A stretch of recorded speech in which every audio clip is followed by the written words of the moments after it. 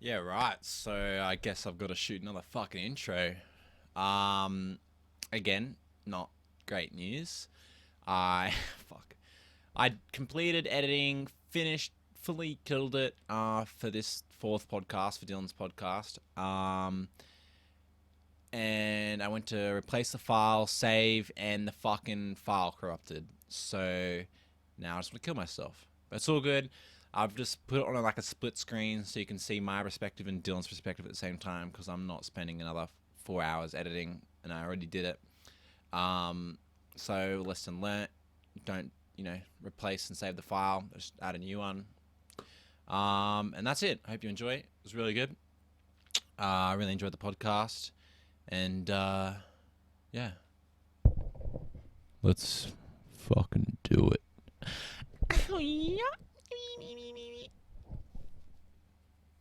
Alright, let's go. Fuck. How do I click stop? Where is it? Okay. Okay, bye. Alrighty. There we go. Should be working out. So, my plan is to buy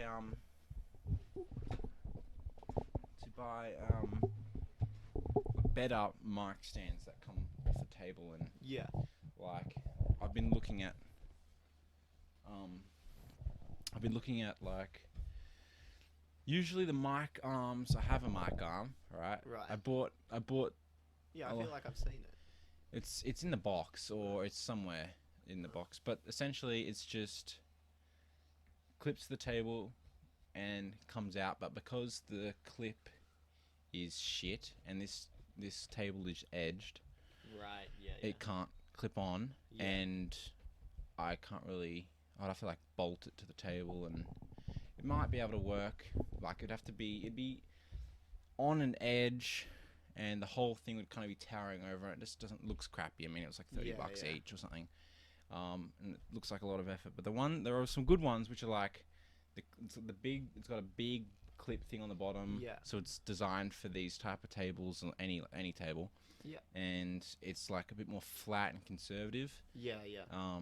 And I could like clip it on that end and then have it just come straight to my mouth and I can move it or just to the side and whatever.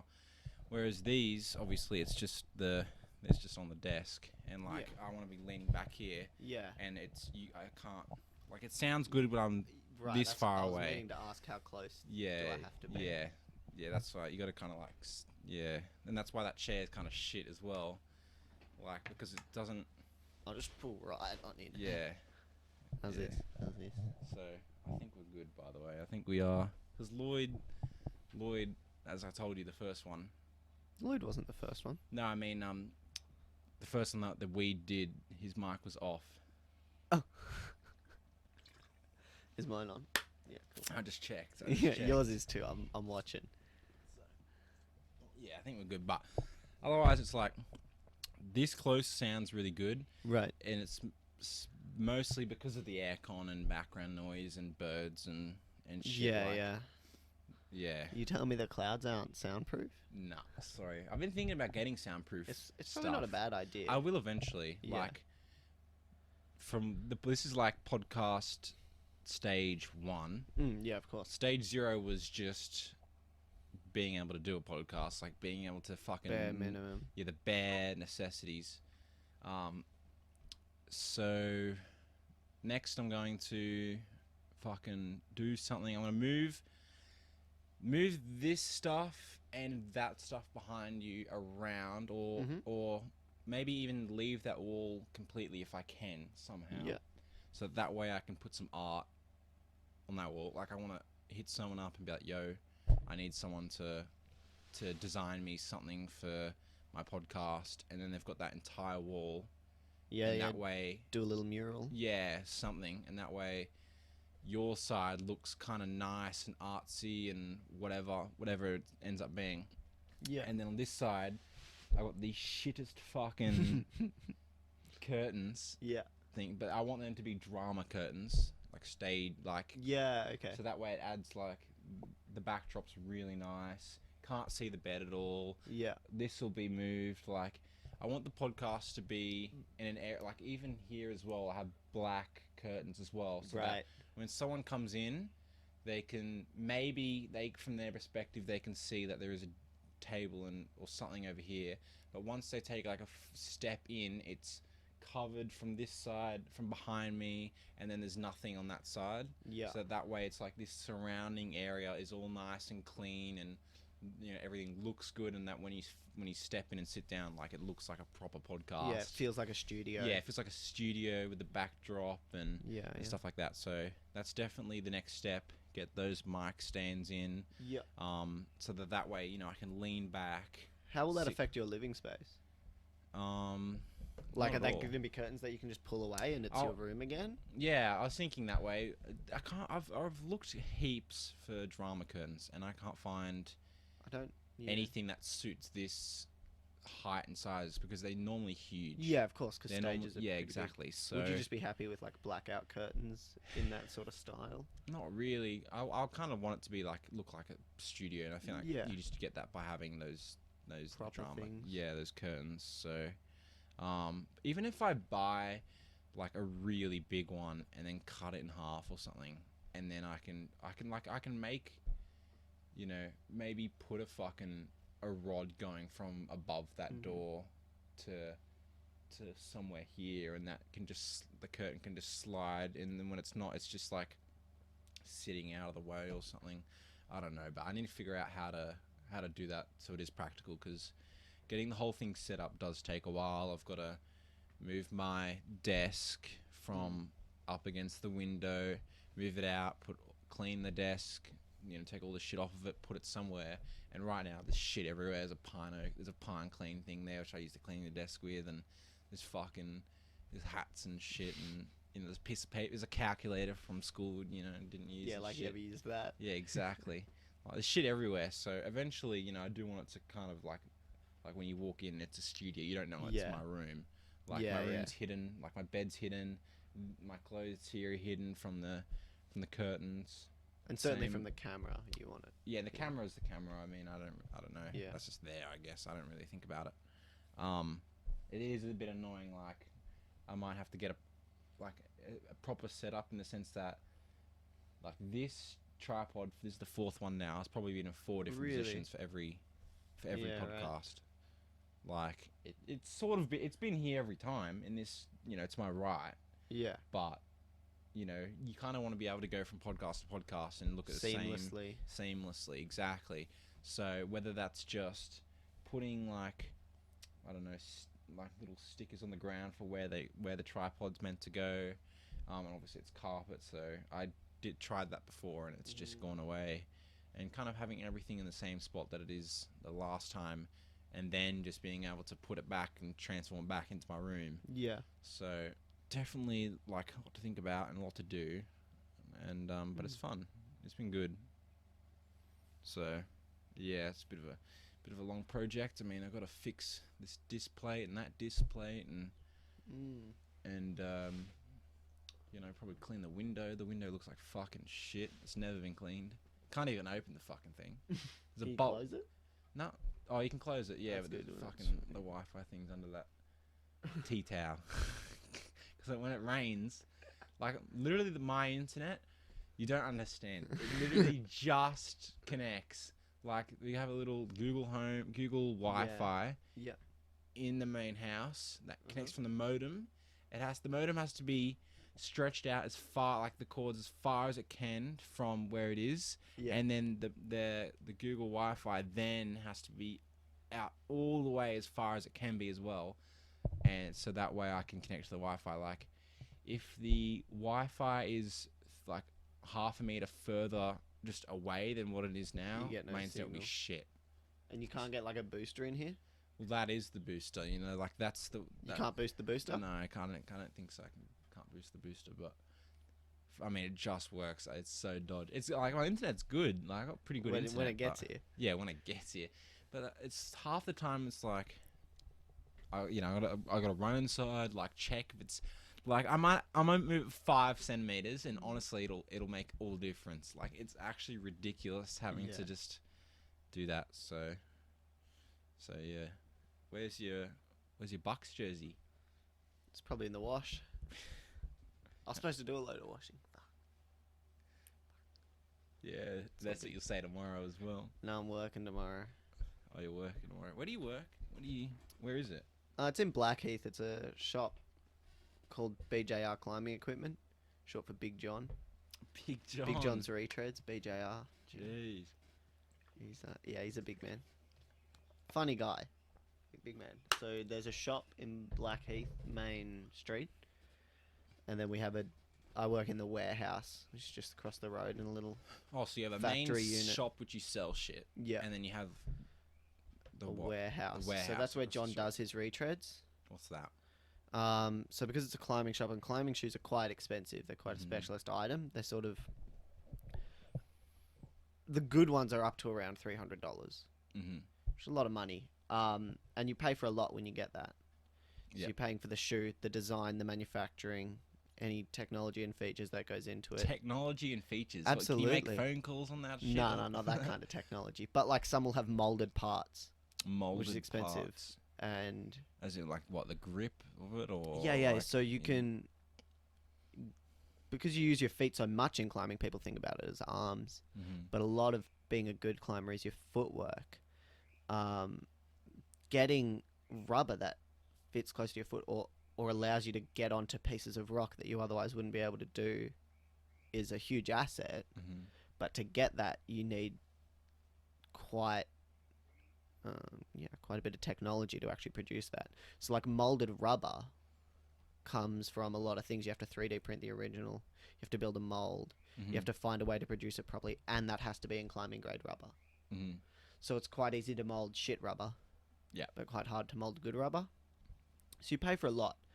And long story short, the bit that wears out quickest is the rubber. Yeah. So that's where all the contact is. That's where all the wear is. So do you need to buy a completely new pair of shoes if that deteriorates? Well, that's why there's the retreads, right? So rather than spending $300 on a new pair of shoes, you send them to my boss, to Mhm. John, and he'll put the rubber on it for $50 and Big extend the John, lifetime of the shoe. $50. Yeah, That's so pretty good. he's technically a cobbler, A cobbler. someone that works on shoes. That's what Yeah, if you ever hear cobbler, it's a very old timey thing, right? It sounds I like can it's in tell, Willy mate. Wonka in You the chocolate fucking- factory. You've been around some old people recently or something. Big John. Cobbler. Nah. Cobbler sounds like cobbler and cobbler. You know when someone Yeah, oh, yeah. cobber. Oh, it's me mate cobber. Yeah. Yeah, so that's what he does, and then around that, he's been doing that since he was like a kid. He was one of the first. Yeah, right. Child slavery. He was a good climber back before it was a cool thing to do. Oh, He was a bit of an outcast. Mm-hmm. And he did a lot of work in the climbing community, and he became sort of a big part of the certainly Really? Australian climbing community, doing retreads, like reselling Oh, people's shoes, So you and become big climbing. also establishing new climbs. New climbs. How Yeah. does someone go about establishing a new route or a new climb, a new area? Yeah. So it starts with finding new rock. Mm-hmm. And we live in the mountains, so we're quite fortunate. We're surrounded by it, Yeah. in particularly in the upper mountains. Yeah. Down here, you'll notice there's nowhere near as many cliffs, No. and that's because the rock here is kind of shit. Like all sandstone's shit, Mm-hmm. but down here it's particularly bad. We just get a slightly different formula, I guess, in the sandstone in the upper mountains, and that's why we get like Porter's Pass with 300-meter cliffs of actual stable rock, and we have Katoomba and Blackheath and good rock around us. So it comes with finding new rock, but then there's a lot of skill to the actual making it safe, Mm-hmm. right? Because it's not a gym. There's not anchors and industrial building parts to attach yourself to and use rope on. So you essentially build an anchor off cracks in the rock, off trees above, Yep. something like that, and you rappel in, you abseil in, and you So- start drilling holes in the rock. How do you set an anchor? And like, obviously the anchor's supposed to hold you if you fall, right? Yeah, absolutely. So there's a few parts to building a good anchor, and it really all comes down to like owning the gear, having the knowledge, and having training is Yeah, a because you big need part. to know exactly what is a good anchor. I mean, you don't Yeah. want to fucking set it up to a tree branch and that bitch break. Or Yeah. fall off. or Well, some the shit. first thing would be don't use a branch, use the trunk. Yeah. Yeah, so you want to use like the strongest points, and it comes to like you assess them. You can put pieces of protection in the rock, and protection doesn't mean like armor. It's something that we call anything that will catch you, anything that'll hold Right. is protection. So like a camming device that'll sit in a crack in the rock and expand will hold. So you can use that, and you essentially, the idea is you find some good bits that you think will hold, and you connect them all equally, and you build an anchor off.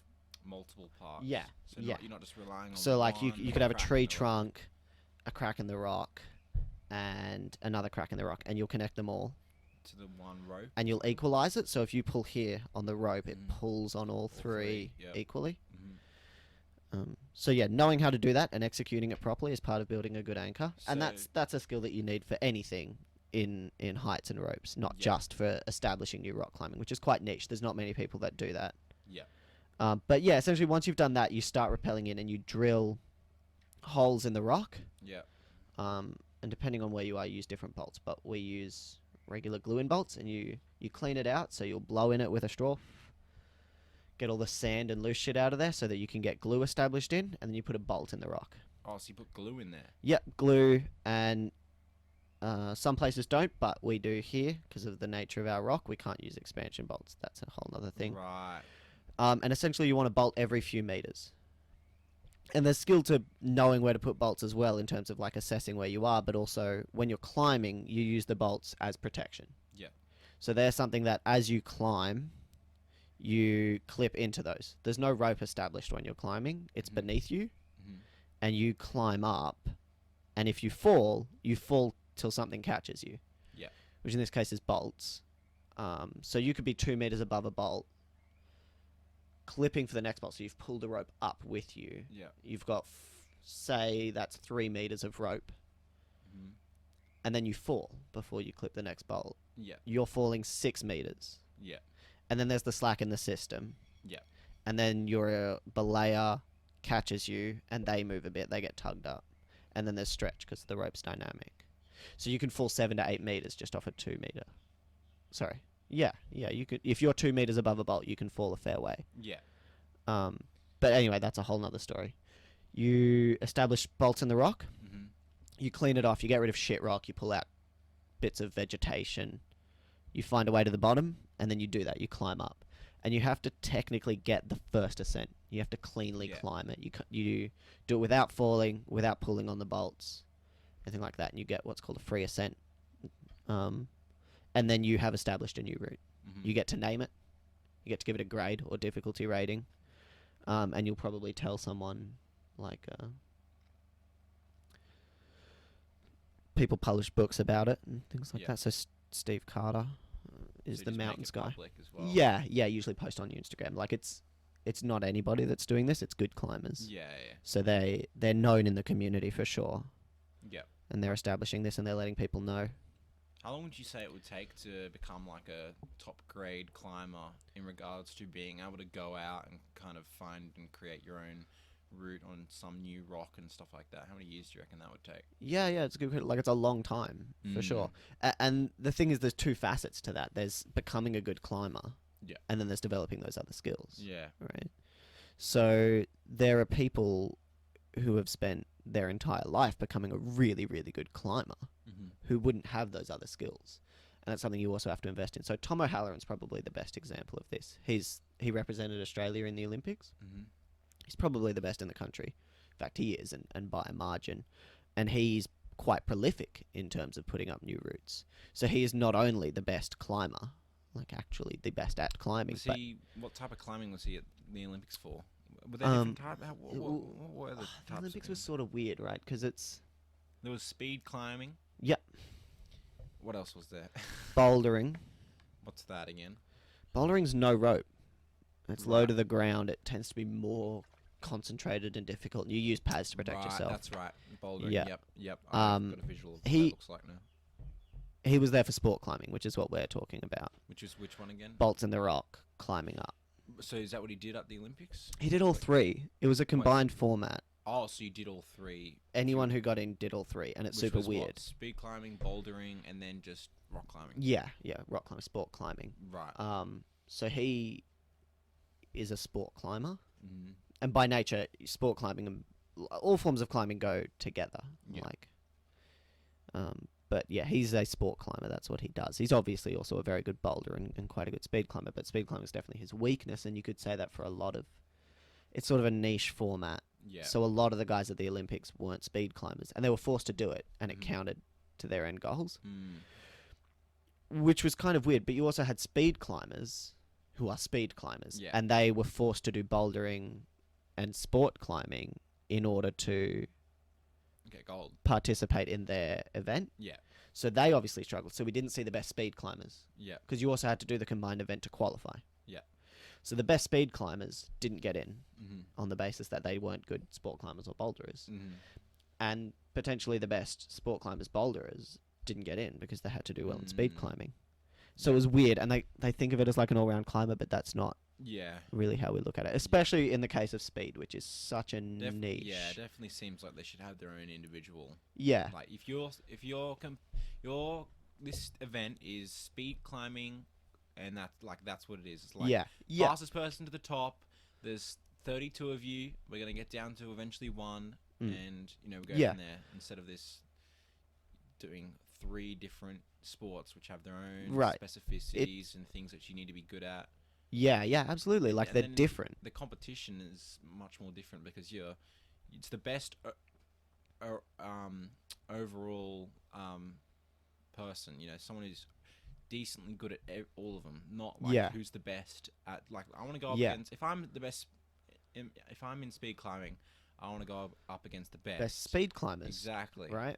And not just dominate because I'm better than all the boulders and the sports climbers and shit. Like, And then also miss out on actually getting a medal or performing well on the basis that you don't do well in bouldering and sport climbing. Yeah, definitely seemed like just an integration of rock climbing into or climbing into the Olympics. But otherwise, hopefully they do kind of have their own individual events and stuff.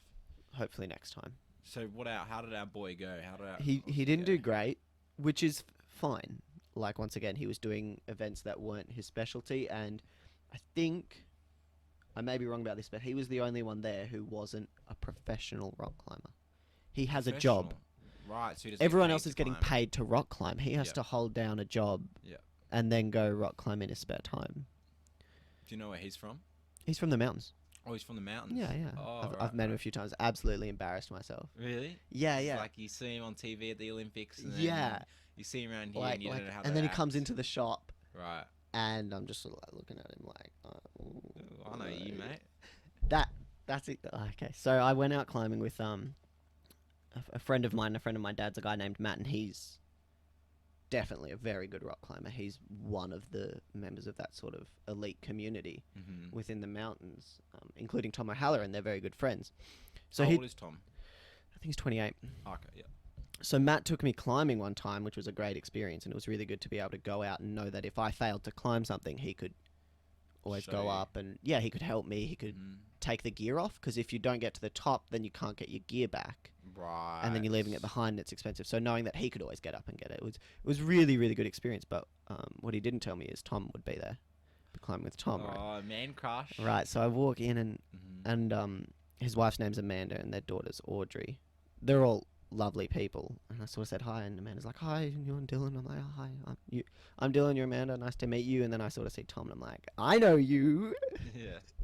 Yeah. Well, you climbed with him all afternoon. No. Oh. We just sort of met him. They were climbing with their daughter. She's quite young. Right.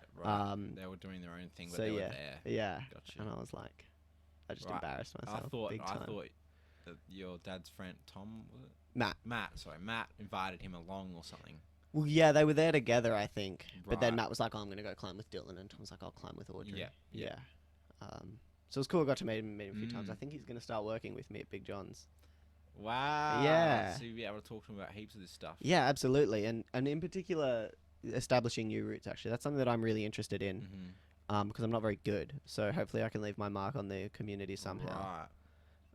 Yeah, sort of a pipe dream of mine to like actually put up a route of my own, and that's something he's done a lot of. Yeah. What do you think it takes to be a good climber as well?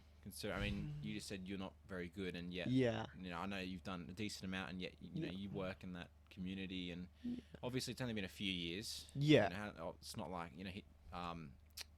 Big Mate's 28. He's Yeah. had quite a while as well. He started a lot younger than me as Yeah, well. So of course. So I'm exactly. like So- not even 2 years in, and Yeah. he's been doing it since. So how many for like- years or how much practice do you reckon it takes to be Yeah. at least on a better level than most people? I'd say it depends who you are. So I came into it quite fit. Mm. So obviously a lot of it is conditioning and your Yeah. body. And And you be I strong. was lucky enough to, like, I was a skinny kid, which helps. Yeah. And I was young and I was athletic. Yeah. So that sort of helped straight away. And then I'll sort of talk about my story and see where that put me, and that Sure. might give you a gauge of what it takes to be Mm. really good. So I got really into it really fast. Me, Jackson, and Mitchell started climbing together. We bought the stuff. We just went down and started doing it, learning the skills on the spot, which can be quite scary, especially like you're at heights. Yeah. You don't necessarily know what you're doing. You're taking falls. You don't know if people will catch you, things Yeah. like that. But we got into it. We started doing it quite a lot. I was doing my outdoor recreation training at the same time. So I was being trained in how to establish anchors and doing abseiling and canyoning and things like that. So that sort of went hand in hand. And then I sort of lucked through Matt into a job at Big John's Retreads, where I am now. And that sort of thrust me into the climbing community. I suddenly had access to not only equipment, cheaper and with better understanding, but like just a wealth of knowledge between my team. Like, not only is Matt, who worked there, a very, very good climber who's been around for a long time, so is his partner Leah, who's my manager, and John, of course, is a huge part of the community, and really everyone that's worked there is a very good rock climber. So being able to talk to them and ask them, and then get shoes for cheap and then go out, that helped. And it also helped that there was a good bouldering gym on my way home from work. Which is that in Katoomba? Katoomba, Camp Street, Camp Street Climbing. So I was going there 3 times a week for several hours. Like, I would miss dinner to be there. Yeah. So I was in the community, I was climbing a lot, and I was training. Mm. And I got pretty strong pretty fast. And so in Australia, we have everywhere there's a grading system. And in Australia, it just goes up in numbers. Grading system of how hard the climb How is. hard the climb is, yeah, Yeah. exactly. So the bigger the number, the harder the climb. The hardest in the country is 35. Just sort of for a sense of scale. Yeah. And most people will start like you could easily do sort of an 11, 12, no failure. Yeah. And I'd say the learning curve, like once you know how to be climbing properly and belay properly, you'll get yourself to climbing grade 18 Mm. for sure. So you can get about halfway with just like a month or two, maybe 3 months of just consistent once a week, even. Yeah, learning absolutely. with someone. That sort of gets you to a point where the climbing itself isn't particularly difficult. Mm-hmm.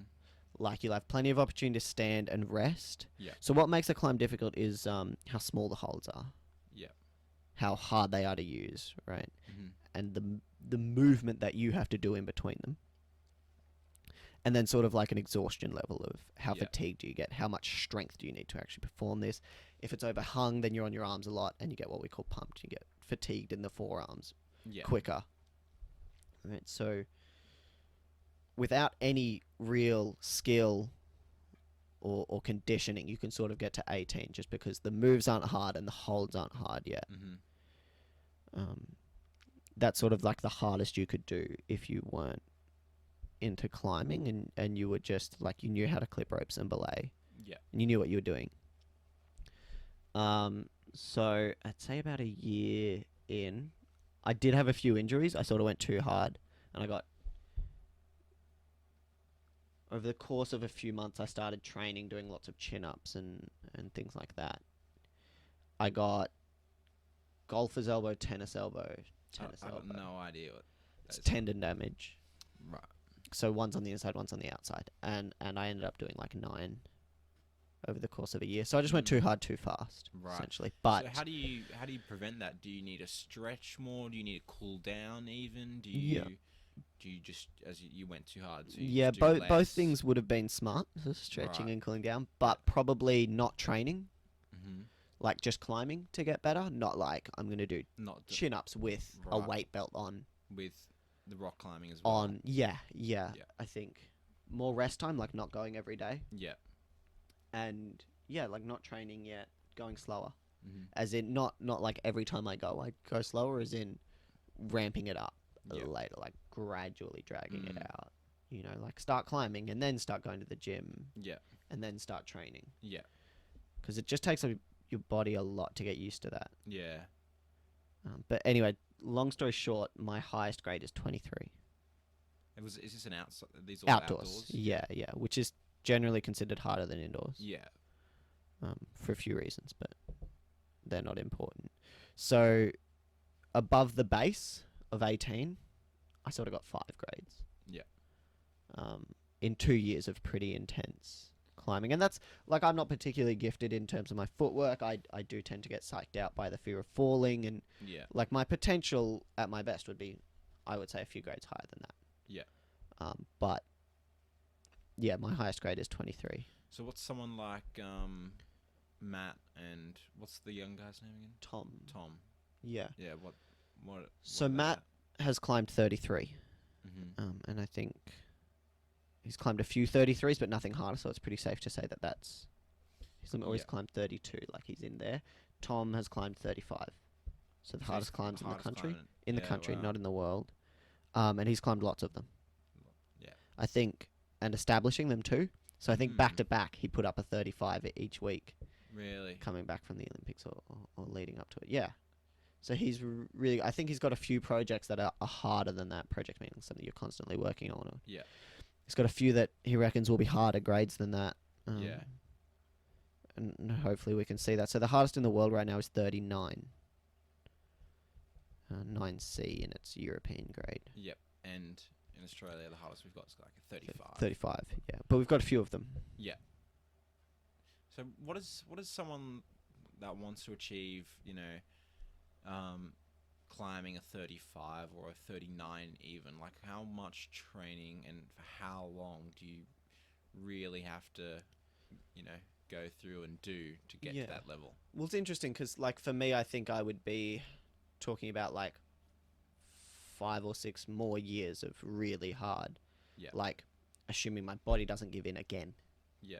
And committing to it, getting over the fear of falling altogether, working on technique and training regimentedly to develop the right strength. Mm-hmm. And then also going out with Matt and like trying harder things and pushing yourself and actually going out there and being committed to it, which is hard enough when you're like working and going to uni and have a social life. Yeah. Like, it's hard to commit to something that hard, especially when it's weather dependent. Yeah. But yeah, I'd say several years. But it's interesting because Matt climbed 30 within a year of starting climbing. But then he peaked at like 32, 33. He would have been like a full-grown adult. Yeah. Maybe even at his like he peak was at the sort of time. in, like, physically he was like sort of, I'm really not sure good how old, shape. like, yeah, really good shape, and then he got really into it. Like, he was training really hard. He was going out, he was climbing. He was, he was roommates with climbers, and they were climbing. Yeah. But yeah, like, it's definitely something you have to dedicate yourself to. Yeah, for sure. How do you reckon climbing compares to other sports in terms of difficulty? I mean, even like any sport, like rock climbing is kind of in its own unique, I don't know the right word, but like genre type of sport. Like the amount of physical endurance and strength, and not only that, the mental endurance and strength that you need to be able to complete a really hard climb. I mean, especially when you see, people climb really big walls and they even have to stay overnight. Yeah. Like. Yeah. Well, it's sort of a different facet altogether, big wall climbing. And I suppose the thing is there's lots of those little niches.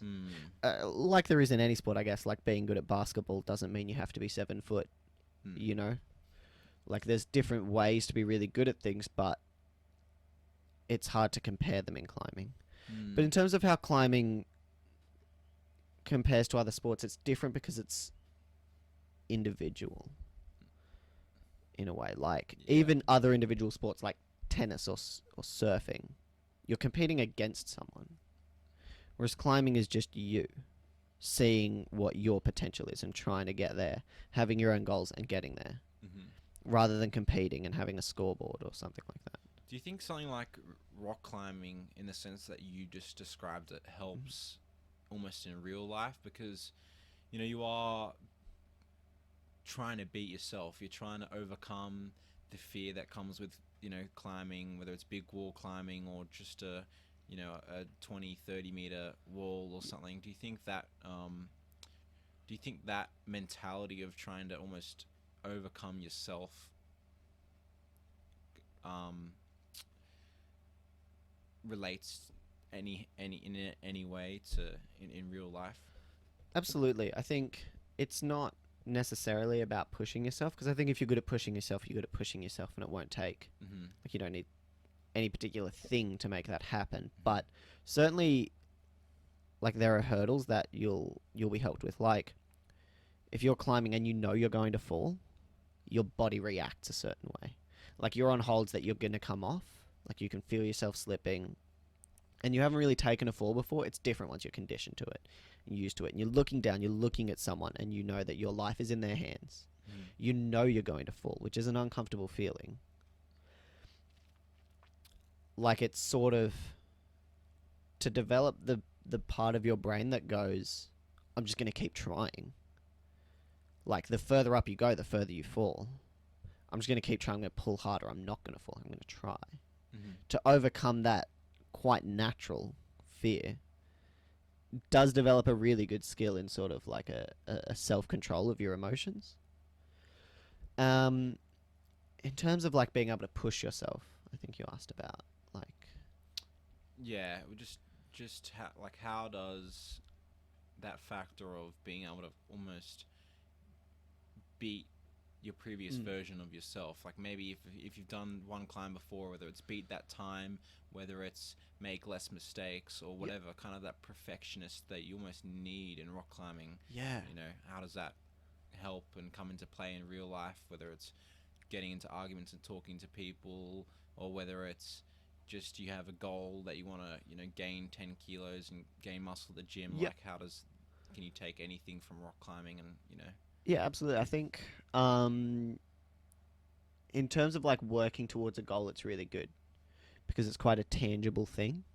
When you're like, I want to climb that climb, for example. Yeah. It's harder than anything I've done before. I want to do it. You can see it.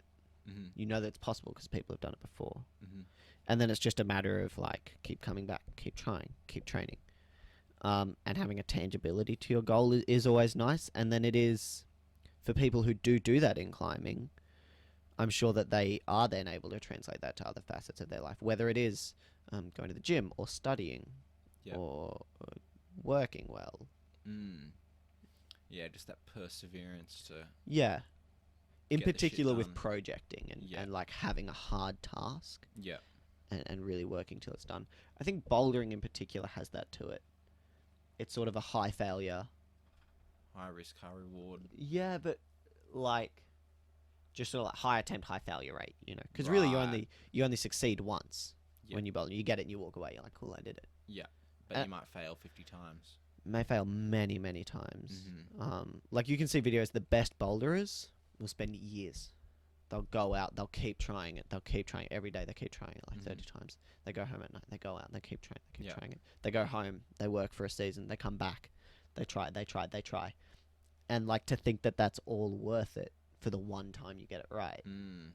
Which, of course, that's not how it's actually happening. Like, you're enjoying the process. You're enjoying it all. Because if you hated doing all that, it could never be worth it just to get it.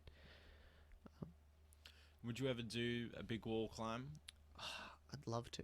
Really? I don't know if I want to...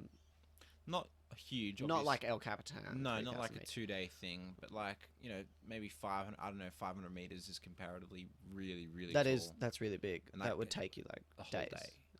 So we have like it would be a big day to do, say, Hotel California is the biggest in certainly the mountains.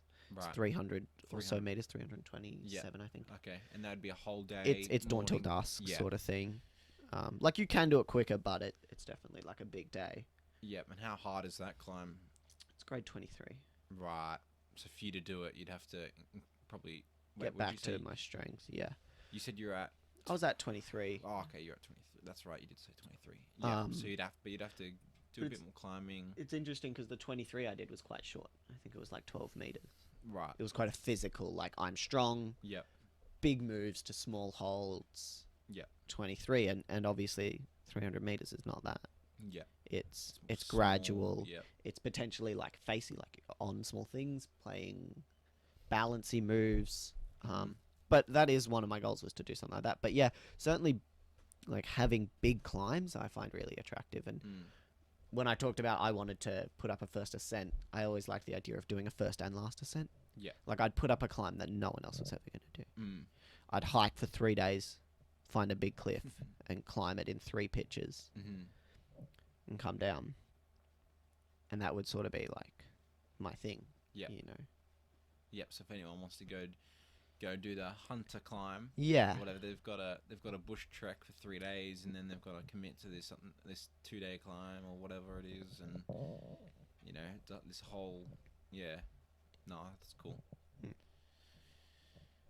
So you say you write down your goals. Do you have a list of goals at the moment? In terms of climbing, I had a list.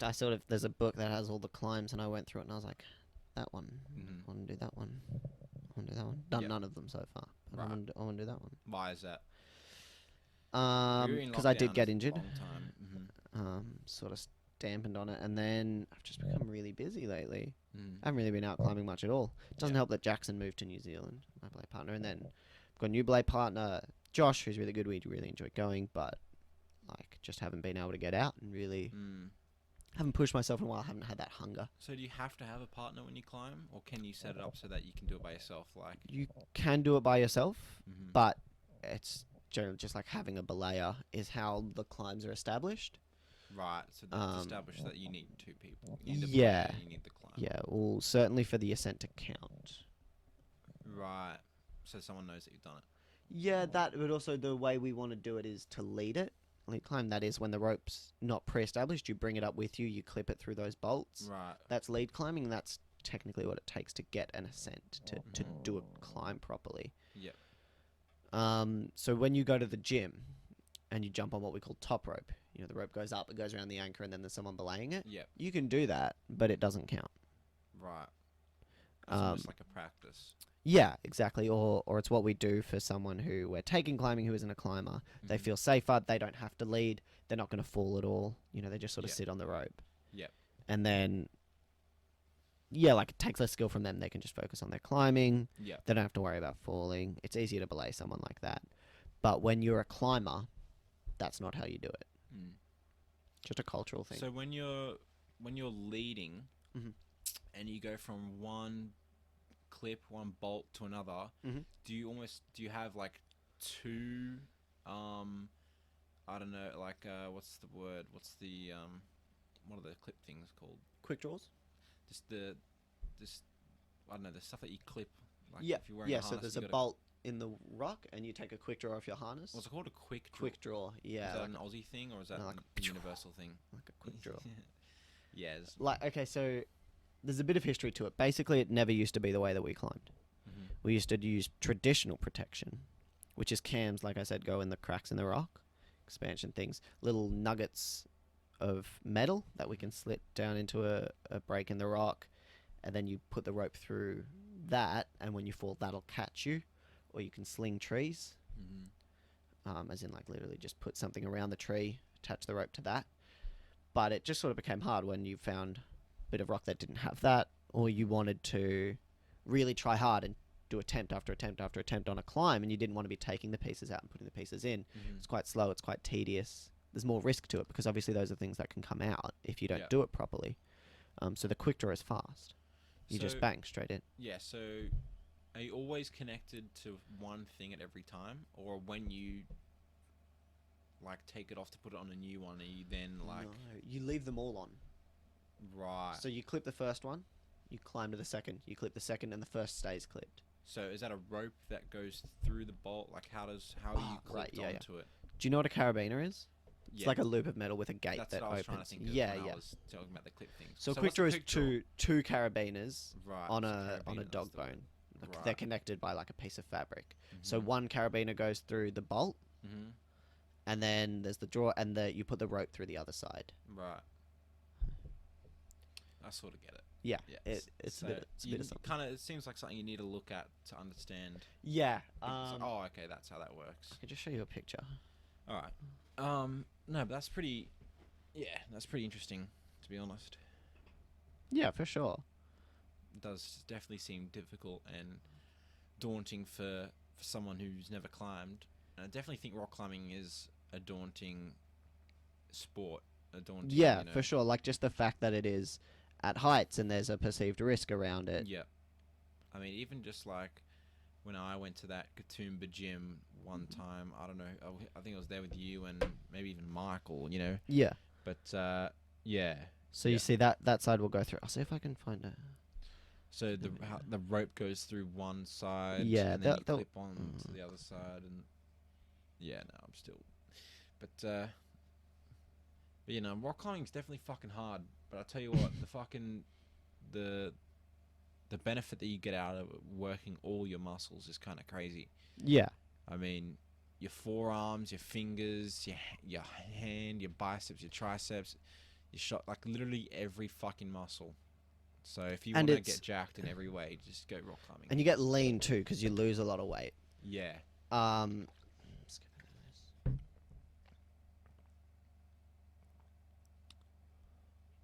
so you're totally right, and that's one thing that I noticed was there's no real thing that you can do to pre-establish yourself in rock climbing. Mm. Does that make sense? Like I came to basketball having played soccer, so Yep. I already could run and jump, and I could jockey my defender, and I had hand-eye coordination.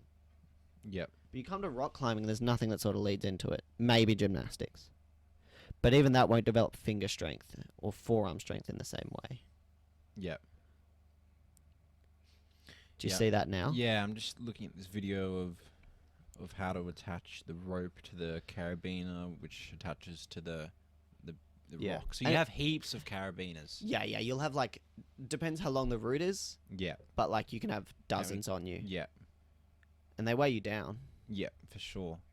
So essentially, you have what'd you say? A dog bone, which is just this A little bit of fabric. little bit of fabric which just holds to Yeah. a carabiner on each end. Yeah, it And- could be a single carabiner, Yeah. and you could just clip it through the rock and Yeah. clip it through the rope, but it's just functionally better for a number of reasons. Like it creates less drag, it sits nicer, Right. you don't have the rope potentially like doing weird things. So you attach the carabiner from one end onto the bit that's in the rock, Mhm. and then the other end has a rope going through it, and then you just keep climbing. Yep. And then you just And when you repeat, fall, you repeat you the fall process. till the last one. Yeah, you've got your rope with you, and then you clip it to another carabiner, which is attached to the dog bone, which is attached to another one. Yep. And then and then you attach that to the rock, and then you just keep going up and Yeah. up. Yeah, cool. And then you'll get to an anchor. Yep. So say for a 300-meter climb, like we were saying, you're not bringing every bolt. No, You're 'cause not you wearing need all a- those you amounts. need 1,000. So you'll stop at like 30 meters or so Mhm. at an anchor, Yeah. and you'll belay the second person up, and they'll Right. take them off, Mhm. put them on their harness, Yeah. and then they'll meet you, and you'll take them all off them, and then you go again. Yeah. So how could you do that by yourself? Could you climb that? Because people have climbed You- by themselves. Yeah, you can. Is that It's- more of a free climb if you're doing some bullshit like that? Or? No, so it's all free climbing. Free climbing's sort of a weird term. Right. So you're thinking of free soloing? Free soloing. Which is where no rope, no nothing. No, you nothing. just Yeah. climb So like a free absolute climbing is idiot. anything where you only pull on the rock. Right. So what you just saw with like rope and clipping stuff, that's technically free climbing. Yeah. But there is ways to do it by yourself, and it's quite niche. Like for a single pitch climb, it's quite easy. I've done it. You go to the top, you establish the rope at the top, then Yeah. you abseil down, and then you climb up climb with back a up with like the a rope. capture device. Mhm. So you just pull it through as you go. Yeah. But in terms of big walls, it's kind of hard because You can't go to the top. and you need to pull more rope out every time you need to clip. Yeah. So it is doable. Very rare. Mhm. Just get a belay partner is the short story. Yeah. And then one person climbs up 30 meters, as you said, and then they climb up, and then taking turns and go all the way up to the top. Yeah. So is that what you do with someone if you were to climb that what was it called Yeah, again? yeah, absolutely. It's just multi-pitching. Mm-hmm. So every 30 meters is a pitch, or not 30 meters exactly, but every time you stop at an anchor and bring the second person up, that's a pitch. Mm-hmm. And if you ever climbed indoors, you're doing single pitch climbing. Mm-hmm. It's just like a slightly less skill involved, I guess. Yeah. Do you see yourself doing any more rock climbing in the future? Yeah, absolutely. I don't know if it's really going to be something that I push myself in and I try to get to your maximum Yeah, potential. yeah. Like it's definitely something I enjoy, but I wouldn't say it's my passion, and Yeah. it's not like a big factor in the direction of my life. There's no magnetic pull from Yeah. it on my compass. Do you have a something that is pulling you? Oh yeah, absolutely. Like I'm going to uni and I'm going to be a teacher. Mm-hmm. Going to be an So that English really teacher. draws you in. That's what you're passionate about. You enjoy like you you coach basketball. Yeah. And that's something you feel really strongly about doing for your career throughout, Yeah. what will be a big chunk of your life. Yeah, for sure. I really enjoy English. I was quite shit at it at school, but it's I mean, same here, and I'm gonna hopefully try and make a living off talking to people. yeah. But you have great interpersonal skills, like I the didn't ability used to. to fucking read Beowulf and then write an essay about why it's important Yeah. has nothing to do with your capacity Yeah. to empathize with people and to ask good questions. Yeah. You know. No, exactly. I mean, I know lots of people from our school or any school who are good at English, and yet they don't know how to talk to another human being. They're completely different skills. Mm-hmm. Yeah. Um, They really absolutely. are. So what draws you to teaching and coaching? I mean, for me, I coach basketball as well. I love it. I say to the girls who I coach, I do it for free, even Yeah. though they pay me. And I don't know what type of self-benefit I get out of it, but I walk away after basketball training feeling good. Yeah, absolutely. So, Like there is I think I've always wanted to teach in some capacity. I did want to be an Air Force pilot, but I thought I would get to teach as a part of that. Like I would get to be an instructor at some point was something that I wanted to do in my career. But I moved away from that and yeah, definitely came to the conclusion of I want to be a teacher. There is a sort of simple joy on being able to contribute to others' lives. Yeah. And especially children. Yeah. I think. Just the fact that they have so much more to their life and they are yet to make decisions Mm-hmm. that could, largely contribute to their life and change the way they go. For you to be able to say like, oh no, I've had experiences and be able to impart your understanding of life and maybe help them and help them find their way is really cool. Yeah. But then also like having a passion such as basketball or English or flying airplanes and being able to take your passion and share it with someone else is a really cool thing. Mm. So there's sort of two great factors on being Yeah. contributing to someone's life and then sharing something that's important to you. Yeah. And I couldn't agree more. And I think that's what more or everyone really should be doing is seeking out, trying new things, finding what you are passionate about, and then sharing it with others. And Yeah. that doesn't mean just, sitting down and telling them what you did, but maybe inviting them into your world which you're passionate about. Yeah. And for me, I enjoy talking to people, and that's why, I want to do this podcast because, I can talk to someone who comes into my world, in the sense of just, where we presently are in my room, but yet we can talk about literally anything that relates to either person or anyone and everyone. Yeah. And I don't know what my point was, but I had a question about teaching, but oh yeah, I had a lot of teachers who were quite impactful in my life, and I'm sure you did, and I'm sure everyone does.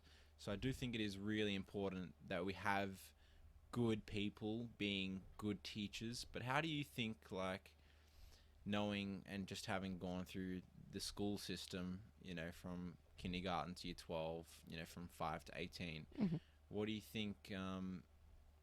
What do you think is needed to be a good teacher, and how do we weed out the bad and shitty teachers? Because there are bad and shitty people who For sure. who just teach. I think we need to get rid of this culture of like, I'm good at something, so I'll do that. And then if I can't find a career, I'll teach. Yeah. Because that's how you end up with people who do have skill and knowledge and are good at something, Yeah. but have poor skills and, Yeah. and a lack of drive in terms of wanting to be around children Yeah. or youth or anyone that you're teaching, because you can teach adults for sure. But like it takes a lot of patience, I think, to do that. And especially if it's not somewhere that you want to be because it's not the career you wanted, it's just Yeah. sort of where you ended up. If you don't have that patience, you really lack. I'm sure you noticed it with you probably had bad teachers who were just like, they felt like they didn't want to be there. Yeah. They didn't give you the time or energy. Like if you were Yeah. struggling, they weren't like, here, I'll help you, I'll try to do this. They would just like, be better. Yeah. Because I'm sick of this. Yeah, I think getting rid of that culture and bringing in the people who want to teach. Mm. Yeah, I think experience is a big part of it. I think a lot of people have been thrust into teaching, sort of like shoved in the room and said, entertain these kids for an hour. Yeah. Isn't the right thing to do either. Like if you have a good understanding of something and you're able to open people's eyes to it.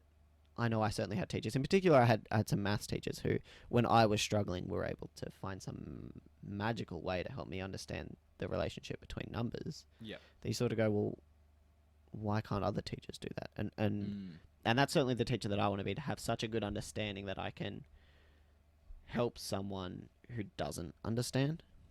Yeah. Yeah, I know. I sort of got a bit lost in that. I'm sorry. No, it's all good. What if someone gave you the keys to the education system and said, look, you can make any changes and do literally anything that you want to the entire school system. Yep. What do you think that would be? What do you think your first thing you'd do would be? One thing that I'll touch on is that teaching conditions aren't great. Teaching conditions, as in like for teachers, I think there's Right, lots well, of they don't get strikes paid happening. enough. They don't get paid enough, things They- like that. So good teachers. Ignoring that, Yeah. we'll say, I would want more of a focus on developing teachers. I think until recently the requirements for teaching were quite poor. You just sort of had to have like a base knowledge and then like a TAFE course in how to teach. And you were just sort of thrust in there. I think more of a focus on how to teach, and then just find people who are passionate, right? So if you find someone who's passionate about something, they'll have a knowledge base, they'll be good at it. And then if you just teach them how to teach, they'll be good. But in terms of changes that I'd make for the education system, it might be more student freedom. Yep. I think that's a big one, because like there's nothing worse than learning something that you don't care about. Which sucks, because there are things that are important, and I think that to a certain level all kids should do math, science, English, history. Yeah. Like there needs to be a base understanding of our world, but There needs to be more freedom for kids to be able to explore and do what they want to do. yeah, which is hard, right? Because there's only so many teachers and there's only so many kids and only so many things are fungible. Yeah. But to have the capacity for children or students of any capacity to learn about what they are passionate about as soon as possible and as greatly as possible, I think is really big. So removing the requirements to do certain subjects and opening up more subjects and developing more teachers. And then one thing I would say is I would like to change the idea that high school, because that's what I'm going to think, so that's the lens that I'm looking through. High school is about getting to uni. Yeah. Because if you weren't focused on getting the grade, Yeah. I'll talk about a few things here. First of all, if you think of our friends, we had a lot of friends who mental health wise struggled in the last few years of high school. Yeah. And that's like stress related, right? They're studying all the time, they're losing sleep, they're highly anxious about exam results and things like that. So if we get rid of the idea that this is your future, Yeah. high school is for uni, and we're just like, this is your time in the sun. Mm-hmm. There's no pressure on you to achieve anything. Mm-hmm. You don't need to work for a living right now. Mm-hmm. You have all those joys of childhood with like less stress and less Yep. responsibility and all that. And we sort of say, what do you love? Go learn. Mm-hmm. I think that would be excellent. Mm-hmm. Do you agree with that? No, I completely agree with that. I think a couple of things that I really took away from school in a negative almost, or something that they could have done better. One is that we did see, not me personally, but a lot of people in our year, as you said, not sleeping, anxious as fuck, going from school to then studying 6 hours a night. And from the people who said that they were studying 4 hours through whatever, like, it wasn't bullshit. We knew what type of people they were, and that they would actually study all night long, and they would get results. But at the end of the day, I don't think you need to go to school from 8:30, 9 o'clock to 3:30, and then ask developing kids, to then go home and do, whether it's just 1 hour or if it's from half an hour to 6 hours. I think that when you're home, you should be able to explore, go with your friends, be young, socialize, get out, not have to worry about all these school things. There's a test in 5 days. I need to be home studying. This is due. Whatever. I definitely think school life and life in general needs to be separated by those two things. Yeah, absolutely, and in particular in the younger years. Yeah. I don't think you shouldn't be doing any homework really. Yeah. When you're young. This was sort of one argument that I remember having with a teacher when I was in, like, say, year 8. Yeah. I remember she gave me homework, and I was like, "Why are you giving me homework, miss? I'm at school now." Yeah. And she's like, "Well, because like there's more to get done." And I was like, "You, teacher, have been given 1 hour today, say 6 hours this week, to teach me. Mm-hmm. And you can't do that in that given time. Mm-hmm. That's not my fault. Yeah. Why are you making me sacrifice my time outside of school to go and make up for your lost time?" Mm-hmm. Which isn't really fair, because they are only given so much time. They are told to teach us this. Yeah. And it's not on the teachers. No, it's not. But I remember having that argument as a child, like, why is, like you say, there's a designated period for school, and you're dragging that out. Yeah. And I understand it in preparation for things like HSC. Yeah. Like, when you are older and it is going towards something, Yeah. studying and tests and things. Once again, I'm not too happy with that being the system. Yeah. But yeah, definitely keeping school separate to life. Yeah. And not only that, it definitely makes a huge impact on mental health for various amount of reasons. Yep. And my reason was, my circumstances were not that I was stressed or depressed for just overworking myself, but the fact that I just didn't give a shit to where it affected, like people like my mum, or whatever, because she would pay all this money to make me go to this private school, and then she would expect me to, come home, do the homework, try my hardest at assessments, just overall give it a go to do a good job and get some good results, when in my reality, I just did not give a fuck whether, Shakespeare, said this or did this. I felt like there wasn't enough. I didn't care enough. So that, for me, that side of things was, I didn't care, and therefore there was stress on, my mum, which then put stress on me, which, plays back. Whereas into other people, it's, I'm doing too much, or I'm not doing enough, and I'm anxious about this exam.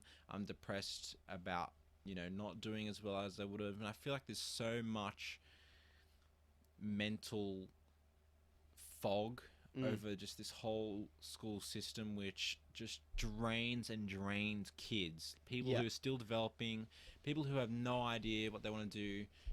As growing up, you're like, I'm gonna go in the Air Force, I'm gonna be a pilot. And when I was growing up, I was like, what, maybe I'll get into fucking real estate, or I don't even really know. I didn't really have a plan. Yeah. But I just feel like there's so much strain on such young people to succeed and kind of do something which they're not even entirely sure about. And I think your point about having more freedom just in general, I think is a great idea. Less pressure on the idea of achieving. Maybe when you get into year 11 and 12, for sure. because of that's how the system, uni is your goal. Yeah, and that's how the system works. Year 11 and 12, do more, implement it more. Here is an hour. We're not asking you to, here's an assessment, just do an hour 3 times a week for 3 weeks. No one tells you how to even organize yourself with your time on how to do an assessment either. And I'm just going to branch off into a completely different area. But I think that in school, learning how to deal with your emotions is one of the most valuable things that they could teach you. Yeah. You know, it's not maths or English. It's me as a person. How do I detach my emotions? Like, all right, I'm pissed because this kid took my handball and ran away. How do I learn to take a breath, you know, sort out the issue or any issue with clarity, with, you know, perspective, with, you know, respect, even to this other person who, you know, took my ball or hit me or did whatever. And I think that is not taught at all. Yeah. And I think that would be really valuable. I mean, I was fortunate enough to, you know, go through some shit which allowed me to learn and grow. But if I didn't have that experience, I would just be the same, still, like, angry and emotional person. And I think that if they start young, teach kids, you know, this is how you talk to another kid when you need to push you over or whatever. And they sort of do that a little bit, but only in those playground environments. Like, no, you don't push. Like, you know, Yeah. use your words. It's forceful. It's in the background most of the time. It's not something that, you know, is all right. Now we're gonna learn. We're gonna do an hour on how to deal with our emotions. We're gonna do an hour on how to, you know, calm down. We're gonna learn how to talk to people. We're gonna learn how to, you know, not get angry when you would normally be angry and stuff like that. You know, I feel like that almost ethics side of being a person or whatever you want to call it. I just feel like it's not even looked at all in the school system. Yeah. I think you're just sort of getting to the core of what you've said there. That period of our life and certainly the environment at school is a really formative experience. And you learn a lot independent of teaching in the classroom. Yeah. And I absolutely agree with you that I was definitely a very different person during school than I am now. But I formed myself during that time, and I think that's natural that that's what people do. And like you say, you went through stuff, I went through stuff, and I think that's a period where everyone does. And getting back to your previous point, I think introducing all this stress and anxiety onto people while they're already going through stuff, you know, like teenage angst is a thing for a reason. Yeah. Because teenagers go through shit Yeah. that they don't know how to deal with. And having a system that says, hey, this is how we help you, this is how we deal with this, would be a really good contribution. But then taking away some of that introduced stress and go home and study. Like, I remember coming into English in year 11 and sitting with my friend, and she was clearly very emotional and also really tired. And I was like, are you okay? How are you? She was like, oh, not good, didn't sleep. Like, got like 2, maybe 3 hours sleep last night. You know, I could see her hair was falling out on the table. Jesus Christ. And I was like, what the fuck is going on? And she's like, I'm just so stressed. Christ. We've got this assessment coming up. Yeah. And I sort of decided then and there, I was like, I'm not doing this to myself. No. And reflectively looking back, I'm like, well, you know, I'm probably not dedicated enough to have done that to myself anyway. She's a very dedicated person. But yeah, just the effect that has on people. And I know for a fact that she was going through other things. Yeah. And that really hurts me. Yeah. That kind of like was all pushed on top of her. Yeah. And yeah, like I was there, but I was a child. I didn't know what to do. And if a teacher had, instead of being, do this assessment, study, had been like, hey, what's going on? I don't know if having teachers be pseudo counselors is the right thing to do, because there's definitely like a comfort level of like who you want to talk to in those things. Yeah. But if they can, the system and teachers produce an environment that is contributing positively to mental health rather than negatively, I think that's... Yeah. And as you were stating, I mean, it wasn't just the fact that she had an assessment, it was the fact that there was all this personal home life shit going on at the same time. And, you know, maybe if a teacher was like, hey, you know, on these conditions, like, let's delay this, you know, we want to give you a couple extra weeks. Yeah. So that way you don't stress yourself at home, you know, and you can deal with whatever you have to deal with at home first or whatever. And for me, that would have been helpful, because during, you know, from like as soon as I could remember to year 12, there was always something at home going on, which was a fucking issue. Yeah. You know, Well, I mean, like- you've got sick family, and Or it was just you've got the pressures a of run a mum buck having sister. to pay Yeah. for school, these immense amount of money for school, and then me coming home and being like, yeah, I don't give a fuck. Like, I'm not doing my assessment. Like, I just Yeah. don't care. And obviously, you know, you can look at her perspective, and she Yeah. has every right to kind of be pissed and Upset, yeah. upset.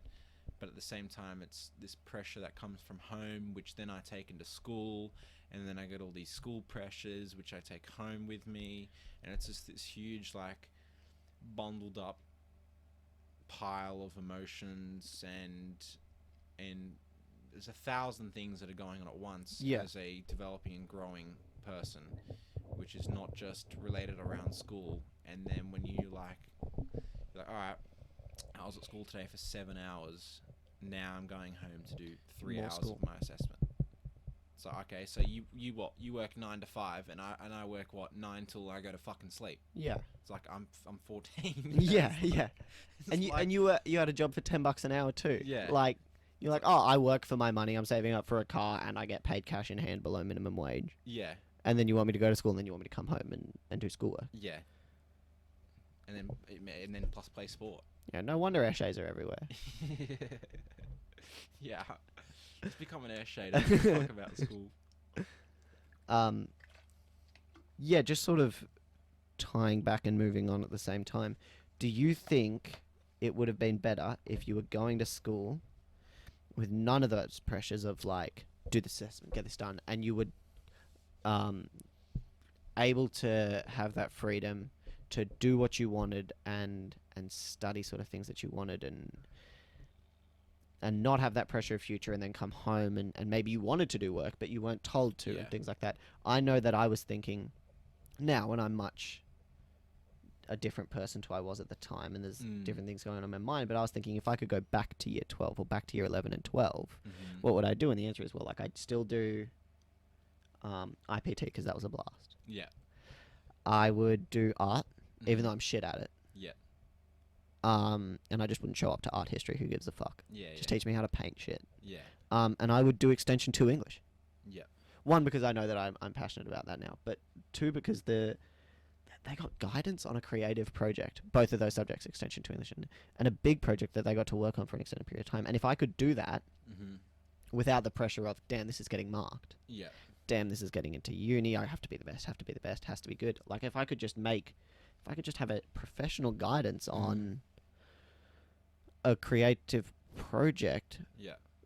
and then also, like, you can do physics and do Yeah. IPT and like things that I actually enjoy learning without the pressure of like, fuck, I got to go learn about circle geometry, which sucked. Having Yeah. draining bits, you just learn.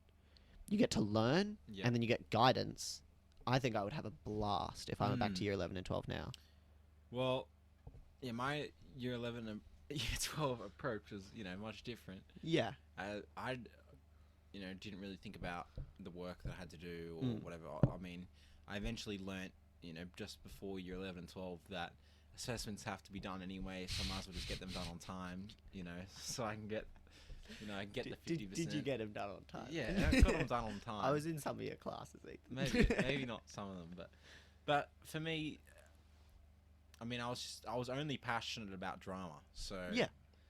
the way I think about drama wasn't like it was a marked subject. It was like there's this creative thing which I get to do generally 3 different days a week, where I get to detach myself from the environment that I'm in all the time, which is just being at school, and I get to go pretend to play some other character and put on some makeup or dress up and look fat or whatever it is. For me, like, drama was that bridge between being at school and actually liking something Right. at school, and also kind of being free. Like, there were no restrictions to drama. I actually went on the Blue Mountains radio with Bella because of drama, and I said this, and I said that when you are at school, you're so confined to this like 60 centimeter by 60 centimeter Desk. fucking desk, Yeah. and it's just one seat and one small little desk, And half the time, you know, you might be next to someone that also has a small little desk and whatever, but that is you. That is your entire existence while you're at school. You're confined to this seat and this small desk with either a pencil case if you do shit, or a pen if you don't. You know, like such a good distinction between like the people who gave a shit, the people who do like people who gave a shit had their own things, and you just fishing around to anyone you hey, I could can I pretend to borrow a pen? use. Yeah, exactly. And then going to drama where there were no conventional seating. There was no desks. It was, we're gonna sit on the floor and listen to the teacher talk for 5 minutes about what we're doing, and then we'll split up into groups of 3 or whatever, and we'll work on this mini 50-minute project where we get to maybe create our own little performance. And then at the end of the class, we get to see everyone's performances. And it was a lot of fun. Right. Let's talk about drama for a second, because I think it's something that I really want to hit on. Your experience with drama, that is. The creative side of drama, something you enjoyed. Yeah. And that sort of nurturing, like, we're just going to work on a project, we're going to see how it goes. Yeah. Did you find that you learnt more while you're in drama than you did in other classes? I think the answer is definitely yes. But the reason it's a yes is because when I started drama, I didn't want to do it. It was kind of my only option. I was moving from PASS, which is sports science, to anything else because I didn't like the teacher, I didn't like the people that were in the class, and my only option was drama, really. I think it was at the legal studies, or that was it. So it was like, all right, well, I have to do drama. And the first time I was there, kind of just sitting in with this new class, which I was about to join, I was an outsider. You know, I'd never done drama before. I was quite nervous, you know, and the first day I get put into a group and we have to perform. And this entire time, you know, I couldn't really focus on what we were doing. I was just nervous about having to go up on stage and perform. And after I performed once on stage, that stage fright just completely went away. Right. Because I was during my first performance, where actually I was this fat guy. I was this like police officer dude. You're playing a role as someone else, so it's almost like when it's your time, when the lights come on, it's your time to do your role.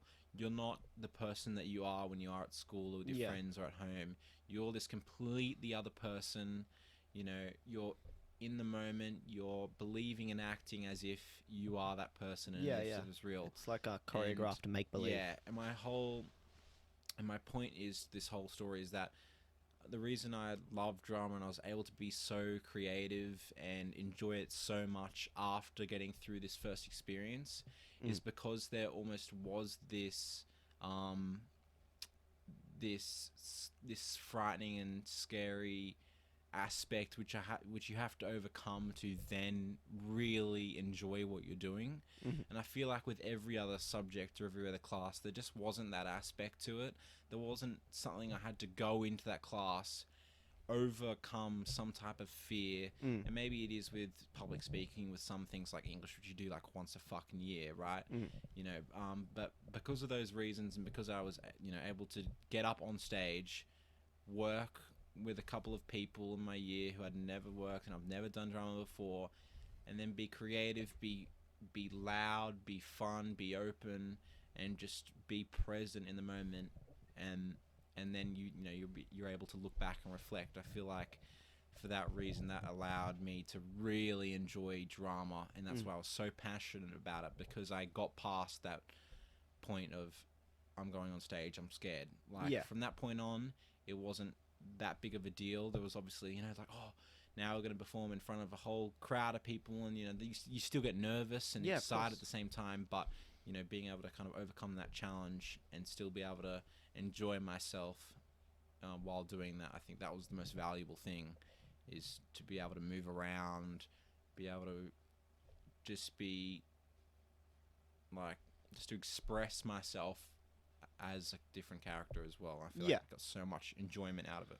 Yeah. So I hope that answers your question. Yeah, definitely. I'm really trying to, particularly looking forward and thinking of how I want to be as a teacher.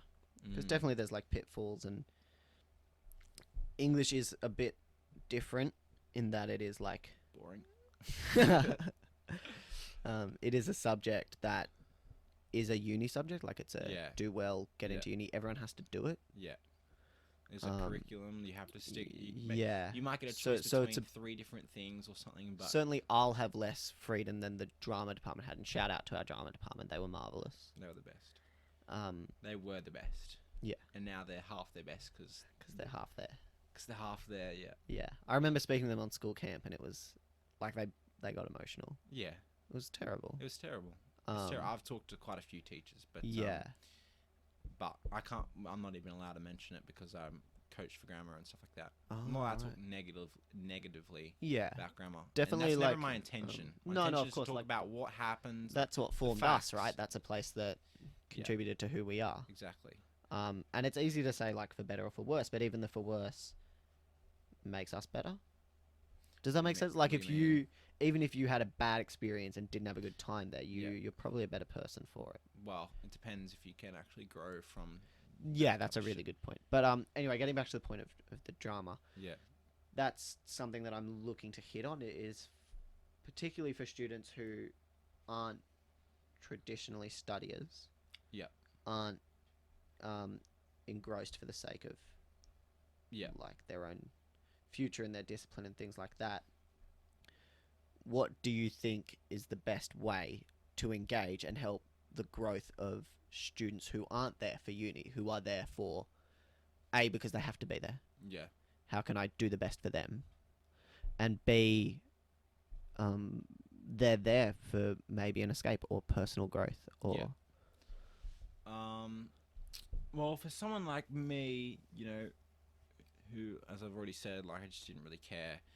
I didn't really care about what I was learning. Didn't really care about the teacher that was there, unless I did, you know. And I feel like that's another thing is, I don't think there's really anything as an individual, as a teacher, that can really get someone to want to do more in that subject, other than them.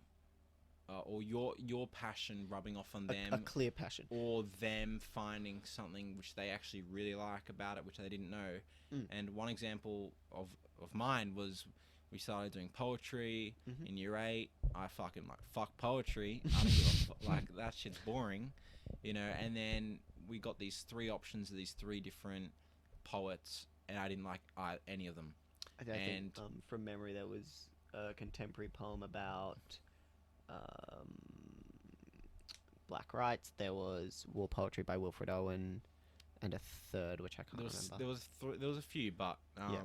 I asked if I could do something else, and for me, after I was able to not just do one of those 3 which I didn't like, and I was able to find my own guy. I think his name was Jack Frost, funny enough, or something like that. And I started to get really involved. And really research, and you know, maybe even at recess I'd fucking do some more poetry. I was like, what the fuck, this is really interesting. And then went to the exam and didn't finish in time, and I was quite upset because I actually really enjoyed it and Right. really put in my time and effort. But for someone like me, the only thing that makes me want to come to class and learn more, for someone who doesn't give a fuck about English, is the teacher. Teacher, Like, right? So you had Mr. Wybe at the end of school. Yeah. And How was that? Really good, because he's a great guy. You know, he's a good teacher, and more specifically, you know, in year 11 or 12, he mellowed out to the older people. Yeah, He almost saw he wasn't that yelling, aggressive he guy. was a bit more eye to eye, and that's different to, you know, the Yeah, 4 years that absolutely. you got to go through school. And I also enjoyed year 12. I had Mr. Horn, and I thought he was great, but I had a different syllabus to you, and I had different texts, I think, importantly. And I know that I loathed English at the time, mainly because of the texts that were chosen. I just like, sort of with you and the 3 poems, that none of them I thought actually had value. Yeah. Even the Shakespeare, which of course traditionally is nothing but the best. I was like really frustrated with the exception of once again poetry somehow. Yeah. T.S. Eliot I thought was wonderful, and I really did engage well with that, and I did well with that in the creative project as well. But moving on, what was I saying? Oh, For your SS your teachers. syllabus was different, right? Yeah. And you were the class of, if you're okay with me saying this, Yeah. the collection of students that didn't give a shit and didn't want to be in English. Generally, yeah. Yeah. Some people Some did people care, wanted to be there, but and they were at that just level. weren't doing well and Yeah. things like that. But But the majority generally- didn't really give a fuck about and I English. think- Now I'm in the general class. Mr. YB knew that, didn't he? Yeah, he knows For that. sure, Yeah, right. he, So he we was... started off with 10 people who, Yeah. at the start of year 12 or whatever, knew Yeah. that they were in general English for a reason. Mhm. It was either because they liked English and general English was just where their abilities at, Yeah. which was like 1 or 2 people. And then the other 8 were, I don't want to be doing English, Right. but this is the lowest I can go. Yeah, This is the least because you amount. can't drop it, right? Yeah, you can't drop English. So do you think with that knowledge, Mr. YB went into that class being like, well, you know, I'm not going to get them to do 6 hours of study a week. No.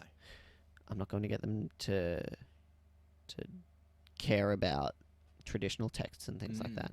Do you think his approach, and you'll have to talk to me about what his approach was because I'm not, You I weren't in wasn't the there. class. Yeah. Do you think his approach of like, let's just sit down, let's enjoy something, Yeah. let's see what we can actually accomplish Mhm. in English. Yep. You know, you don't have to go home and study 6 hours a week. You're in class. I expect you to do this while you're in class. Mhm. And if I ask you to do more, I would hope that you do it. Is that Yeah. sort of what he...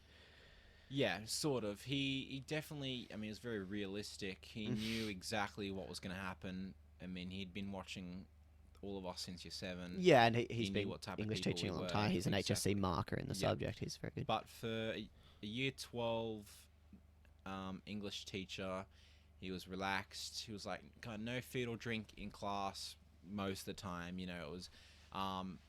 but even when we did show up to class with food or drink, he'd, you know, get out, just not yell or anything, but just he'd be like, yeah, wait outside, finish what you're eating. So and that was you drinking. every lesson. It was Michael every lesson. I'm not surprised. and then come in and, you know, sit down. So he's very chill with that, especially 'cause when you get older, you know, we generally just eat and drink a lot. Yeah, more oh than- yeah, like yeah. I know I showed up You to every class with a fucking whatever Yeah, that with weird a- drink they with sold a- in the canteen, a fucking donut. Yeah, exactly. But otherwise, he was very engaging type of teacher. There was lots of kind of cahoots. Yeah. Not like every lesson, but maybe No. once a week. But there was also his side of things, which he brought to English, which was, you know, his personality coinciding with the curricula, which was like, let's have a little bit of fun. I've set up 20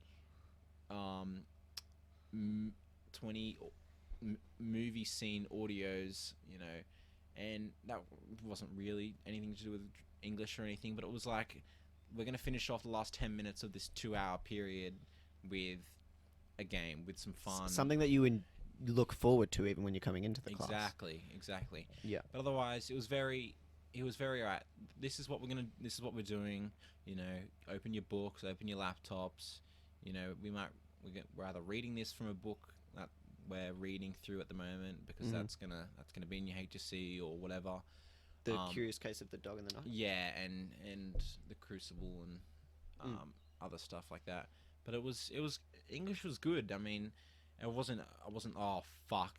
I mean, we got English, like, Yeah. of course it was a bit for someone who just doesn't want to be there. Yeah. But it was knowing that I was showing up to a class with a teacher who I look forward to seeing. You know, he was quite chill, understandable. He'd maybe set some extra work sometimes, or he'd be like, all right, over the holidays, everyone, you should do Read a the practice book or something essay, like that, yeah. and then if you do, send it to me, and then it'll be like 1 or 2 people that would do that out of the 20. Yeah. But he was very realistic. He understood that, and he kind of just understands how, like, 17, 18-year-olds are. You know, Yeah. I think that's really important for teachers to just understand the behaviors of a Yeah. teenager, And understanding that people aren't necessarily there because they want to be. yeah, as long as, you know, as I coach and as I'm sure you coach, in any teaching, you don't want to be teaching people who aren't listening and are talking and that can be very frustrating, and that's Yeah. very understandable. But does and that that's- reflect on you at some point? That's a respect thing. It's like if you Yeah. like we respected Mr. Wybe, so that when he was talking and he was presenting something on the fucking smart board or whatever it's called, like we'd be mostly attentive unless you're a bit of a cunt, like you might be playing on your phone or with your laptop up, Yeah. not paying any attention. And to him, that was kind of fine. That's always going to be a couple of people in the class, Yeah. depending on what class, not paying attention. But otherwise, it's like a due respect. He gives you respect and says, hello, how are you? Makes conversation. At the end of the class, you can go up and ask anything else. At the end of the class or during the class, you know what I mean? Like, there's some mutual respect there between teachers and students. Like, all right, you listen to what I have to say as a teacher and as what we're learning, and I'll let you relax, do your work to your own pace, have a good time, not focus 1,000% on getting, the best marks. Like, let's enjoy our time while we're here. Yeah. And I think that's really important, especially for any teacher who's teaching subjects which generally people don't like. I mean, for him, we were in the general class, and he knew his position. Like, all right, we started off the year with 10. We finished with 20 something. Like he knew that would happen. He's gone through it before. He knew that people in general were there for two reasons. One, that's where your English ability was at, or two, you didn't give a fuck, and you want to do the least amount of work possible. So, yeah, definitely being realistic and a good, passionate, fun person definitely helps with people who just don't give a fuck. Yep. Would you say that English is one of those classes where you, like drama, had a better experience, and would you say you learnt more in it? I mean, if I compare English to maths, I mean, I fucking hated maths. I didn't really like my teacher. I didn't really like having to do maths. When I was younger, I quite liked it because it was simple, it was straightforward. I was quite good at it. I just picked it up really easily. And then as we get older, stuff gets more complicated and more difficult, and you start doing, more Maths without numbers. Yeah, math. Exactly. I'm not. When am I gonna know? When am I gonna need to know when x plus 1 minus 2 minus 3 y some shit equals 4? I'm like, never. And that was kind of my stupid reasoning behind I'm not fucking doing this because it makes no sense. Because it doesn't apply to life. It doesn't apply to but life. Like, nor does the Crucible, but you paid attention to that. Yeah, and I like the story, and we watched the movie a few times, and what greater thing could you do in English than sit there for an hour and watch a movie? No better way to experience There's a text, no better right? way to experience any subject than to watch a movie. And obviously there were those differences that I personally had between those subjects, but like maths did not give a fuck. So when I was in class, I got nothing out of it, right? Because I put nothing into it. Yeah. So I feel like it's definitely a worse experience. Definitely a worse experience because I gave less of a fuck about maths. Yeah. And obviously when you give no fucks, you don't want to do the work. The teacher, like, they're like, all right, come on, Ethan, like, yeah, reflects on them a little bit. They're also trying to like get you to do the work because they don't want you to just sit in class and distract other people or yeah, you were pretty good at that, or do nothing for an hour, and that's fair, but I just didn't want to do the work. Whereas English, it was a bit more, right, for me, just a bit more fun, a bit more interactive, more simple. I mean, I'd argue that I've probably learned a lot more not about English, but to do with speaking, to do with reading, more so now in the last 2 years than I have in the 2 years of year 11 and 12. Okay. And that's probably, I'll be honest, anime has helped because I have to read it. Right. And it actually has helped with my reading speed and also my consistency of reading the words correctly. Because just being like a bit autistic, a bit retarded, like, get me words fumbled and jumbled and shit. So even something like that where I've been consistently reading, like every day, it's like, it's not difficult reading. I'm not reading huge words. I'm not reading complex texts. I'm not, learning out trying verbs to unlock and the secrets of the but Great I am Gatsby. consistently reading and using my brain and learning, and so yeah, definitely probably improved that aspect of English Right. more so than just in class. Even but, outside of the subject matter, mm, being English and maths, would you say that you learnt more from Mr. Wybe? Yeah. In the fact that you were engaged and you respected him and you looked up to him. Like, even I, who didn't have him, I can say that Mr. Wybe is someone that I've looked to as Yeah. definitely someone that I've learnt off. Yeah. And particularly in what you're talking about, someone that I would aspire to be like in many aspects. Yeah. I definitely think that it is so important that your teacher is passionate, at least a little outgoing, and like a lot caring as well. Because I mean, I really love drama, but I really love drama because of the teachers that I had as well. Yeah. Like that was the other aspect. Like if I had shit fucking drama teachers, then I'd probably not have a great experience with drama. Even though I loved it, but I loved it because of the I mean, the teachers were honestly 70% of drama. Yeah, of Like, course. When I showed up there, it was always smiles. I mean, they have their own little, you want a cup of tea or whatever when you're in year 12, and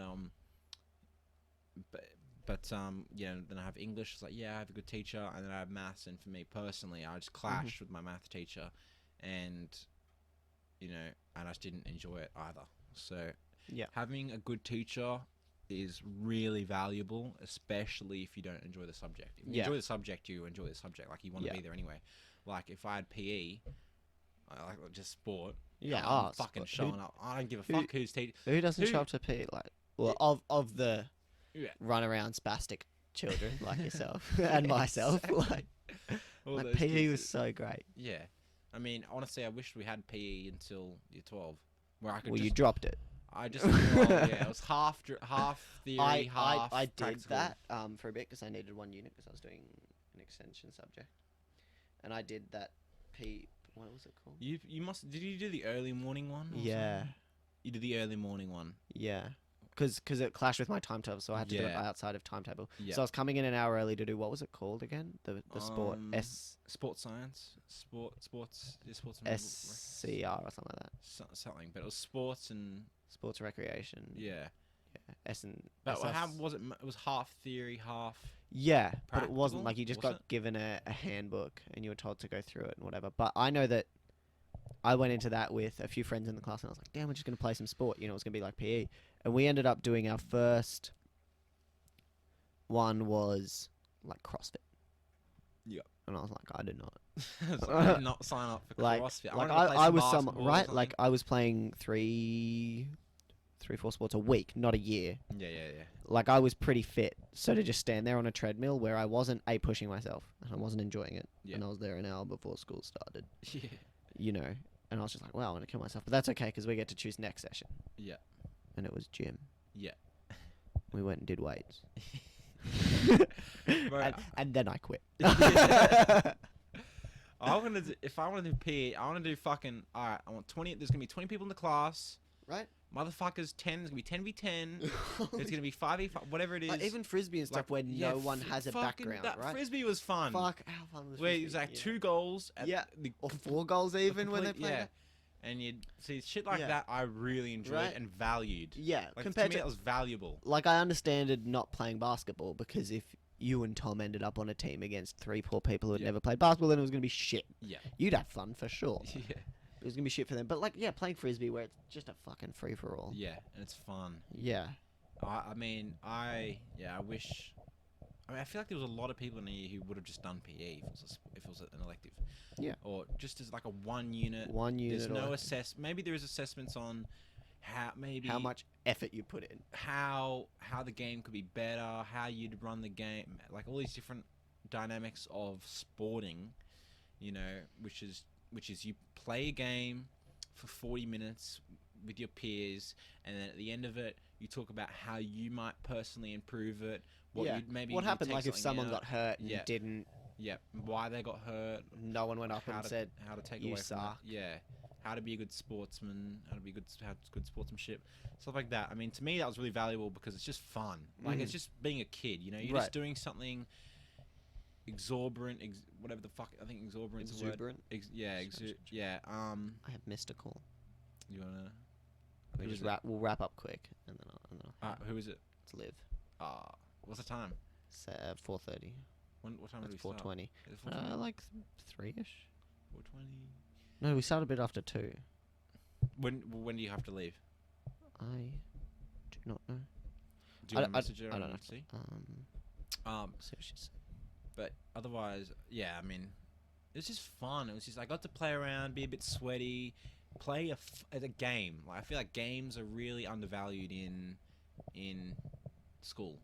Like you think of games as you're not doing any schoolwork, you know, you're playing a game. But I feel like if you could integrate playing a game and learning English at the same time, like that would be a lot of fucking fun. Maybe it's you move all the tables and chairs to the sides, and you've got this big open room, and you have maybe, this is just off the top of my head, you have 10 pieces of paper, 10 something which you can hold in your hand, and you know it's 2 adverbs, 2 adjectives, 2 nouns, 2 whatever. You got 5 of 2 different things in your hand. There's a whole bunch of words. Yeah. And you got to try and use all 10 of your cards correctly. And the first person who can like maybe use all of them, and then when you move a spot, you can maybe get someone out, or when you tag someone, you take one off. You know what I mean? Like there are lots of. I feel like there are ways to play games to integrate games. In particular, which in makes it younger years, fun. like obviously Exactly, it's not really younger years. applicable to No. HSC English and No. things like that. But hopefully by that stage, you've got people engaged. Yeah.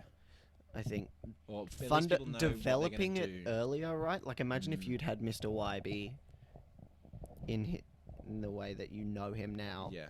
from year 7.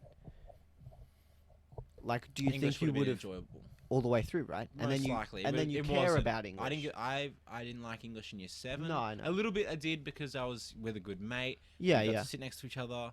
He helped me out a bit. I did my best to help him out a bit. You know what I mean? Like, Yeah. we worked together. That was fun. But when you don't have that, and when you have a teacher you don't like, and then again like you don't get to choose the people in your class. You don't get to choose your teacher. You don't get to choose when it is on your timetable. You don't get to choose how many double periods you have in a row. Yeah. And that's the other thing with school, since we're just talking so much about it, is that I don't understand how anyone can ask you to pay attention for an hour.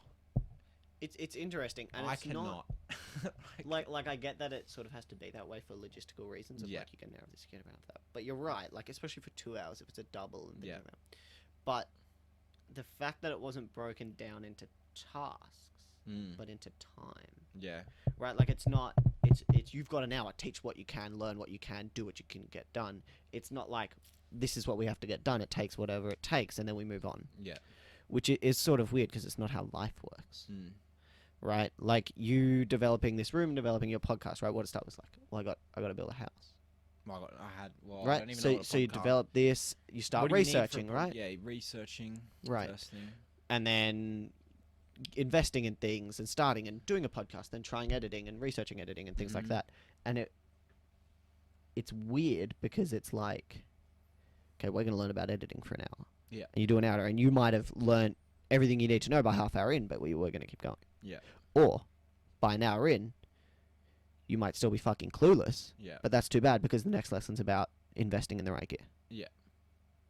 Right?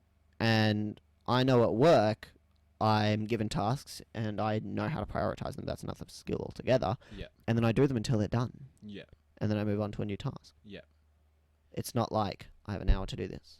And I'm the able other to do thing that. is working with people. I mean, Group projects? not just group projects, but it's like there's almost never in any workforce where you're not going to be able to rely on people around you to help you out. It's like, all right, I don't know how to do this. I don't know how to spell this word. I don't know how am I supposed to write this out properly or whatever. But you can ask someone. Right. Like So you can get help. You can ask your boss, hey, I've been here a week. Like I don't know what I'm doing. I don't know what I'm doing, or whatever it is. There's always going to be peers and people and the internet to help you now. Yeah. That's what we're in. And obviously you don't want to be so reliant on everyone else and the internet and everything else except yourself, because then you're fucking useless. You Yeah. got to build yourself up a little bit so that you're reliable, someone can depend on you. Yeah. But also if you do need help or whatever, you can go out and ask. And the school system, a lot of it is individual. Everyone's doing the same work, but your answers are your own. And I think that's fine to a certain extent, but I feel like maybe having a bit more emphasis on being able to work together Yeah, and work as Yeah, a for sure. community and come to this I conclusion. Yeah. I think that interpersonal skills should be developed more at school. Mm-hmm. And that the idea of like you're competing against the people around you Yeah. makes it worse. But I think group projects miss the mark because they're sort of the only thing we've got Mm-hmm. in terms of working with others. Yeah. And it sort of ends up like you've already established that you don't give a shit about maths. Yeah. But I get paired with you and say I'm someone who's really trying to get into Yeah. No. a school. We know what happens, right? Yeah. You do nothing, I do it all. We both hate each other. Yeah, and I still get the mark. You get the marks, or you drag me down because it Yeah, like exactly. genuinely had to be a group project, right? Yeah. So that doesn't work. Not really. So what else can we do? It's a problem, for sure. Yeah.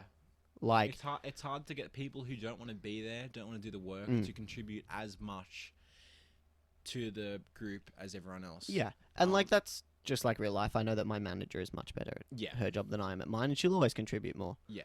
But I'm still trying and whatnot. Yeah.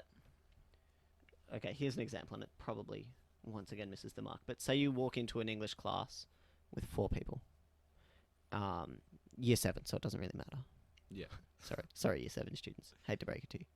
Yeah. I tell my kid, like, people who Doesn't I matter till I you're just- 10, right? Yeah, I was like, just have fun. Yeah, Yeah, yeah. Try to enjoy everything. Yeah. But you're walking in this class, right? And you all are given a task to do, and it's pretty much the same task, but you're all going to struggle with it differently, right? Like someone might be natural and just do it. Mm-hmm. And say this task is to write a review about a movie, Mm-hmm. but Fuck, I love everything's this taken off you when you enter the room, right? You have nothing. Mm-hmm. One of you has the remote to the TV. Mm-hmm. One of you has a pen. Mm-hmm. One of you has a dictionary. Mm-hmm. I don't know what the other one has. I don't know why I chose 4 people. Yeah. But anyway, you all have to communicate because if you need to go to the toilet, you need to ask Dave with the remote to pause it. Mm-hmm. And if you don't know what a word means, Yeah. and you can rely on them because straight away they're like, yeah, I'll just look it up. That's my job. Yeah. But you're also like doing your own work in writing this review. Yeah. So you don't need like divvying up small responsibilities that Mm. forces people to rely on others without Affecting your own. Yeah. Yeah, no, I think I understand what you're saying. You have this overall, it's an individual project.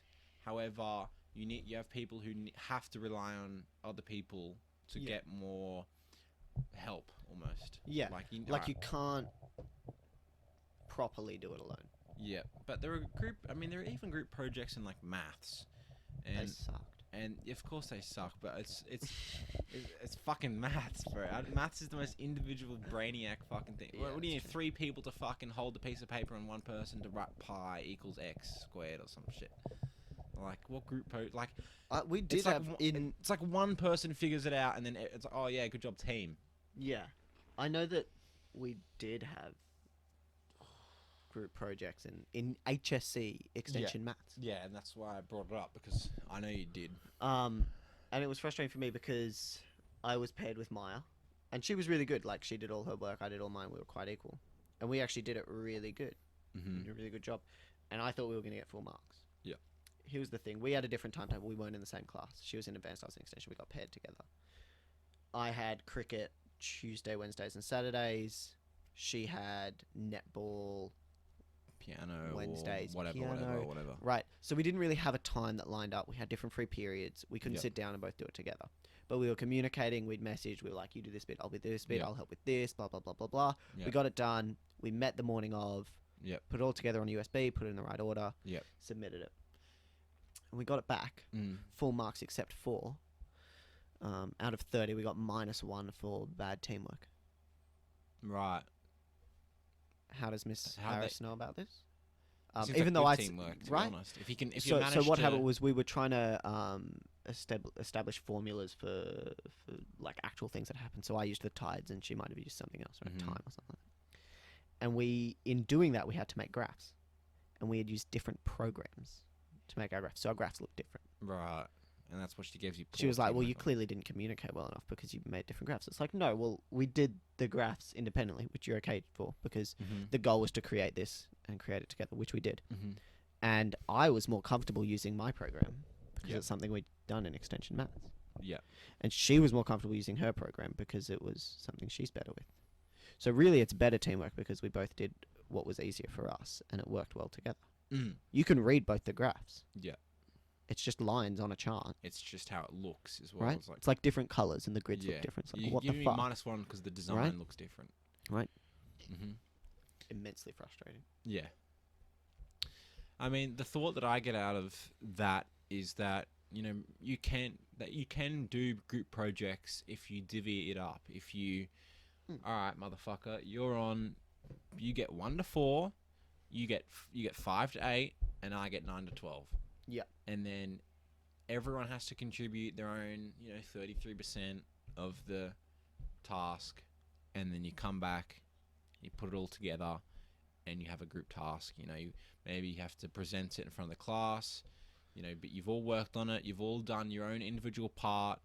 You also get marked individually on that part of the group task, so you get 2 marks, and that's generally what they do. Generally, half the time in group tasks, group assessments, whatever it is, you get marked on individual performance. So what you did, my questions 1 to 4, how I answered them, and then how the group went overall. Yeah. And I think that's more than fair. But I think that with group tasks that's kind of the only way to do it. Like how you and Maya did it, or whatever, is that you get within the group task, you have your own. Everyone has their own individual tasks. Right. And it would be nice if it was like all like many hands make light work, and everyone's just sort of forms a superhuman and make a really good project or whatever. But you're right. The reality is it just gets divvied up and blah blah blah. And I think like at the essence of that is 2 people can't be writing on the same piece of paper. Like you can work together, feed Right. off ideas and like, creative projects I can understand yeah. being like you just sort of have a goal and you work to it, but definitely it's like drama and maths group tasks are completely different. Oh, absolutely. It's like in drama you can be creative, you're all working together because you're all going to get up and perform. And, one person might be doing more because they're performing more, they're acting more, they're on the stage longer. They might carry the performance. Exactly. But at the end of the day, you're all contributing, you'll play a part, and it's a much more creative and different process than to a maths group task, which is at the end, you've got to come up with your own formula to figure out this solution or whatever it is. And you've got to... as you just, you do this half and I'll do that half, and that's fine. But yeah, I think group tasks are definitely a good thing. I think it's also really important to work with people you don't normally talk to as well. And this is completely different from anything that we've talked about. It's still related to school, but I just thought of it now, but I really wish I actually did exchange. Like I went to fucking France or whatever and stayed like 3 months. I feel like that's something that I feel like really good experience. Really good experience, and definitely should be more. I mean, I haven't done it, but I mean, I'd love to do it. I feel like it should be more opportunities for kids to do it, and however they do that, give fucking 0.1% of all taxes. You know what I mean? Like, I don't know. There are ways to do things which could definitely improve, and I just think it would be such a great way for an individual to really find who they are as a person. I know that I've talked to a few people who have traveled, and they just said that it was the greatest thing that they decided to do. Yeah, for sure. And I definitely think that doing that in school while you're at school and learning in a different country while you're still young is probably one of the most valuable things you could do. Yeah. In growing, like you're away from home for a long time, you're with a new family, you're in a new environment. I mean, there's almost no way that you couldn't learn something about yourself or bring back something more valuable than just what I learnt in the classroom. Yeah. And I think ultimately that's what school needs to be about more as well. Like how to learn and have those experiences for kids, which they take away and have life lessons from, rather than just like, what'd you do today at school? I had maths and English and history and like, you know what I mean? Yeah. I mean, the reality is the HSC and the school system at its core is assessing children's teachability, if that makes sense. So the idea is they're going to throw stuff at you maths, English, in a variety of ways, and they're going to see which students take to it. Yeah. They're going to see who is dedicated enough to do the work, who really wants to be there, and who absorbs this largely arbitrary knowledge better. Yeah. Right. That's exactly And the right. idea of that is that they'll rank you. That's called your ATAR. Mm-hmm. They'll rank you based on how they've assessed that, which is flawed. Everything about what I've just said is flawed. But this is what they do. And then they go, well, based on your rank, we're going to allow you to do certain things. And it's in university that you, or TAFE, or just the real world, when you get spat out of this system, that you actually start learning things. Mm-hmm. Do you agree with that? Yeah, I completely agree. I mean, half of the HSC, like, people just try and cram and remember as much information, and as you said, arbitrary information as they can. And then literally the day after the exam's done, Right. you probably don't remember half the things. Because it's not a test to see how well your brain can do maths, right? Yeah. It's not a test. It's to see how well You can remember. you can absorb information, and if you Spit it can't do out. it well, how much effort and time and energy you're willing to put into to forcing it. I mean, the tests show a couple of things. It shows how much do you really know. Mhm. You know, how much do you know about the subject, whether it's math, English, or whatever. Yep. How much have you paid attention in school? How much have you studied and learnt, you know, over the past, couple of days, Yeah. or last night. And look, that can be really valuable. I mean, people who want to do well and strive to do well, pay attention, study, and try and get results that they want to get. But ultimately, it doesn't really teach me anything about you as a person, other than you either. I mean, how can I know from reading a test that you either know half of the content, like you really know it because you were in class, you learnt it, you're good at it, and then you learnt the other half of the content purely in the last 3 days because you spent Because you remember 30 the hours. definitions of terms and shit like that. Yeah, absolutely. And So I think it's- like yeah, even in maths, you've got the kids who understand it, and then you've got the kids who just have done every question enough times to know what you plug into the calculator where. And I think that's another one of those flaws in the system. Having this idea where we're going to assess you based on your ability to produce information when we ask for it. yeah, Doesn't matter which. Okay, so you weren't a good studier at school, but I know you've had jobs and you've been good. You've showed up every time on time, and you've been good for your employer. yeah, And nothing on your test results would have suggested that. Now, Molly was exceptionally good at school, very good studier, and she is also very dedicated. She'll always show up to work on time. She'll always accept extra shifts. So, from the work sense, which is what the rest of life's about, you guys are quite similar. But the test results showed very different people. And you guys are close friends, which again suggests that you're quite similar. Yeah.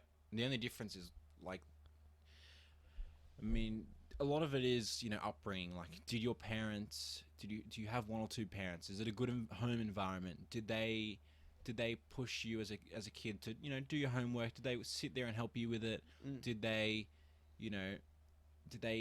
instill in you this value of care? Do you have older siblings that have gone through school? Like, there's so many factors in the home life, and And then just like who you are intrinsically. exactly, that contributes to whether you care and actually want to do well in school.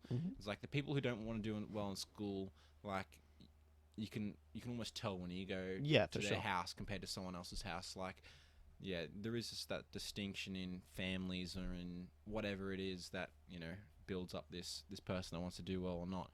But I feel like that's a huge factor to whether a child wants to do well at school or not. Right.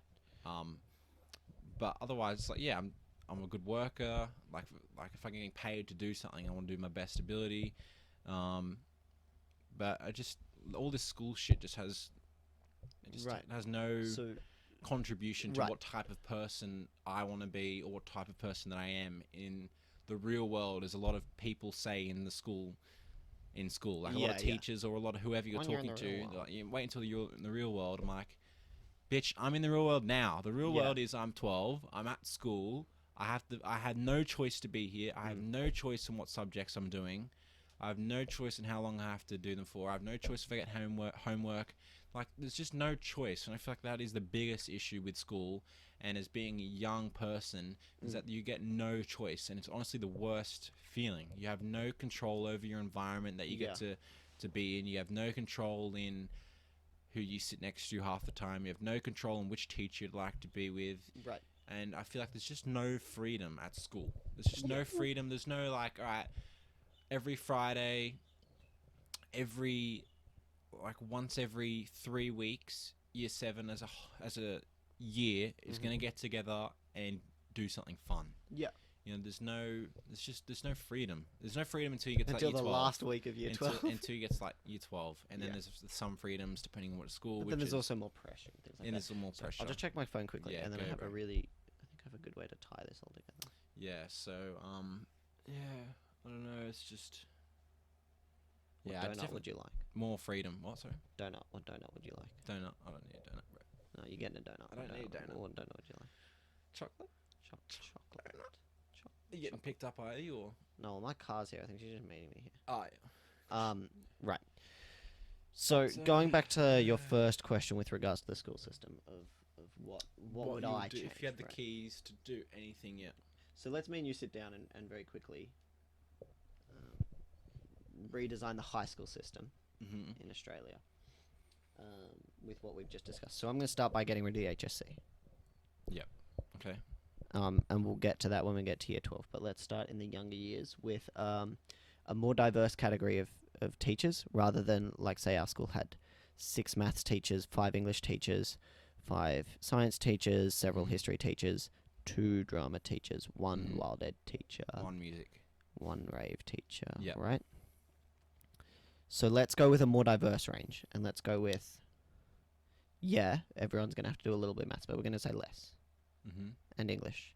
And the teachers that are there are going to be passionate, and they're going to be Mhm. understanding, right? So the way we've developed teachers is different here. Mm-hmm. It's people who want to be teachers, and then what they're passionate about, they'll teach. Yeah. So we're starting with that. How so does that sit with you've managed to get from a point where you filtered out some of the crappy teachers who are just doing it as a backup or a... produced better teachers from them? Mm-hmm. And selected the people who really care. And I think there's a culture around that. Like, if we upped conditions and we upped wages, Yeah. and we started looking at Maybe teaching more as a freedoms. really, really important part of our culture and Mhm. upbringing, which it would be if school was a great place to be, right? Yeah. Like, if everyone looked back on their life and went, wow, how great school, Yeah. all these teachers had such a great impact on my life, Mhm. I think more people would want to be teachers. Mm-hmm. So if we start with that, we start with a cultural change, get rid of the HSC for now, and we have Starting at year better 7. teachers. Mm-hmm. Now, we've already established that there are very good teachers, but we want Mm-hmm. sort of More everyone to be hitting for consistent. that. Yeah. Passion over... Money, I guess. We'll passion over... like, I get what you're saying in that they're there because they need a job. Yeah. But I'm going to go with, like, passion... Yeah... I don't know about Influence. Just being influenced Yeah. to do it. that. Yeah. I don't know, but... But like a want to be there, and then a Yeah. want to do their subject and things like that. So that's what we're starting with, and you get more freedom, Mm-hmm. and even the subjects that are rigorous, such as maths, science, and Yep. English, are more creative and development based. Mm-hmm. Yeah, definitely.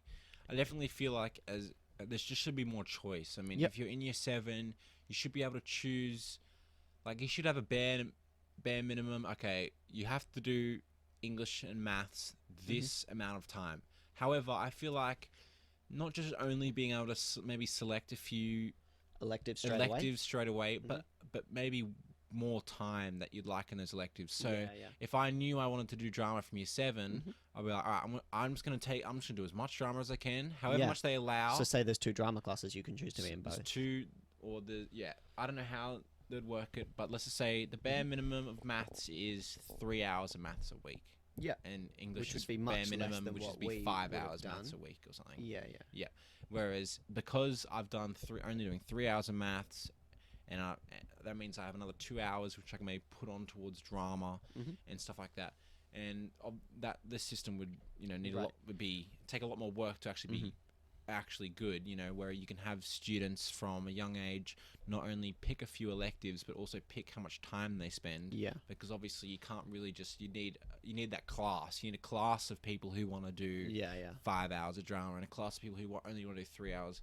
So that might not even work. But having more choice in any way, having more selection of subjects, and even Okay, here's the thing. Yeah. You spoke about the teacher being really important, and I agree. And I spoke about how filtering through to find the people who are really passionate is important. What if instead of electing a class, you elected a teacher's class? So rather than like I choose drama, you say I want to be with Miss Pekovnik, and she teaches drama. And that way, not only do you get to choose drama, and her drama class might be 5 hours, while the other one's 3. But that also means that the teachers who are passionate and that students want to spend their time with get the classes. And you get to be with who you want to be, and the teachers get the students who want to be there. Yeah. Which obviously doesn't work because some classes need to happen, and there are some good teachers who won't get chosen and things like that. But from a fundamental standpoint, does the idea of choosing a teacher help weed out, like, say someone doesn't get chosen at all? Does the school then look at that and go, well, what's the reason for that? And obviously this doesn't work in year 7 when you know nothing about your teachers. But by the time you get to year 11 and 12, should you be able to choose, right? Like, rather than it being, am I choosing standard, advanced, extension 2 English? Are you like, right, Mr. Horn is teaching advanced, so is Miss Grassmeyer. Not really choosing then. Right. But I mean, sort of. I get what you mean, but what we're talking about, it doesn't logistically work. Not in its purest form. No, but the idea of being the idea of being like someone asking you, when you're on year 10, which teacher would you choose if you had the choice or something like that. But But let's just keep going in terms of what would be better for someone who's in year 7 all the way through to year 12. So year 7, I think more choice with classes, and then somehow the time that you put into more classes, and then just even less school. I think having I think the idea that your parents can go to work is kind of important. Yeah, no, for sure, but less school work. Even after school, like certainly no homework, less not as many assessments and reduced homework from certainly junior school should have none. Like maybe you do your spelling words. More fun activities as well. Like we're fortunate. Like we are. I think every school. You go on camp generally once a year. And that can be a big experience. Like having worked on school camps, and I feel like there should be more of that. Maybe once a term, right? And that's Wilderness Ed, right? Especially for younger. Wild Ed's now year 7 through. Really? Yes. I mean, probably should be. I think it's a really important subject. I did. I wish I kind of did Wild Ed because I didn't do it. But more camps. I think are a great experience to get to know your people in your whole year group. People that you want to spend more time with, and then in your tutor group, which is just your house that you get put in. Everyone goes to a school where they get a certain house, which represents a certain color, which has an animal of some sort generally, and a name, and a name. One of the and members of the school. I feel like getting to know those group of people more, and doing more outdoors and stuff. I know it's like generally 70%, 80% of kids like it, and then 20% of the academic kids don't. Right. It's generally more, but I feel like getting out, doing something practical, camping, getting away from your family, like doing that when you're younger, having more fun, having more experiences. When you're in year 7, I feel like 4 camps maybe than 1 or 3 than 1. A few more. And the kids who don't enjoy that, right? Once again, it's a really big formative experience for them because the people that they're put around, they then form better relationships too. They show themselves being vulnerable. They have to overcome something, whether it's discomfort, bit of anxiety, something like that. But also, like, for you, it's something that you enjoy. And so far, everything at school has been stuff that they want to do. Learn about Shakespeare. And now it's like your choice. And what did you get to do it once? One week a year, right? and then the other 3 is encouraged, but and you don't have to go. And like, what about you've been on a few crew camps? Yeah, I have been on a few crew. And Honestly, they are the best just things based about fun, right? 100%. Right? 100%. You could have one like that. You So- could do a hiking one, Yeah, crew. and you could do a crew camp. Yeah, crew camp is just the religious. It's not really. It's like a Christian camp. However, It's run by like the it's run by people who are. members of the Christian community. However, for someone who's not religious and just wasn't from a young age, and I went to, I think we did 2. Yeah. Best fucking thing ever. Honestly, it was a week. It was like 5 days or a week, whatever. I'll just go through one of them I did. The other one I don't remember.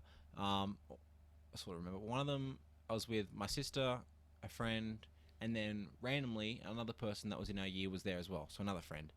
Those 3 people got put in one group. There were 4 groups, and I got put in a completely different group. Honestly, the best thing ever. Not like I wanted to be with my friends at the start, of course, but after getting past that discomfort and sleeping in a bunk with random people and stuff like that, it could not be more of a valuable experience. And maybe even having a almost crew camp environment doesn't necessarily have to be like, you don't have to do the hour or 2 hours a day of religious studies that, I mean, we did. Because it wouldn't be run by the church, it'd be run by the school. Exactly. But, but having it with maybe a whole bunch of different schools.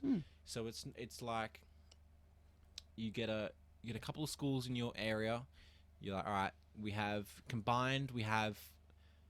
400 year 7 students. We're going to split them into 4. Yeah. I know it sucks. It definitely sucks as someone year 7. You get to choose one person that you stay with no matter what. Right. And then everyone else is just randomized, put into groups of 4, groups of 50. And then you have your own 5-day, 3-day camp where it's just full of activities, full of rock climbing, full of games, full of, all right, now it's your turn to wash the dishes. You know what I mean? Like, so really experiential, both in terms of like enjoyment, but also like development. Exactly. And not being in a classroom for a week, and it's still being a school thing, right? Exactly. Like, how much better is your reflection of school if it's that? Being with just completely random people. Yeah. Definitely the best thing that you could do. So moving forward from there. Yeah. Continuing our more choice, more freedom. I'm really big on the idea of developing people creatively rather than pushing them academically. Like I said, I would love to have done Extension 2 English without the pressure of the HSC. Yeah. And I didn't do it because of that.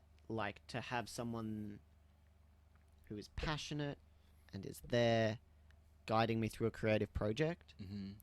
And it's a long one, right? Like, how often have you picked up a project and then given up on it? A lot. Right.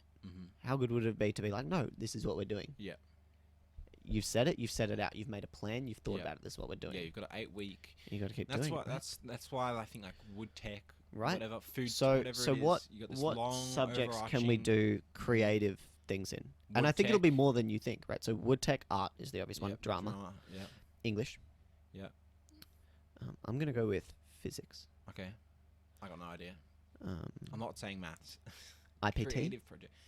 Yeah, information. Remember, process we made video technology. games. I remember I put a lot more work into that Yeah. than I did other projects, Yeah, other it's fun. assessments. It's your own project. You're And- making a game, which is And I cool. actually like learnt a lot. Like, obviously it's not applicable, but you know what?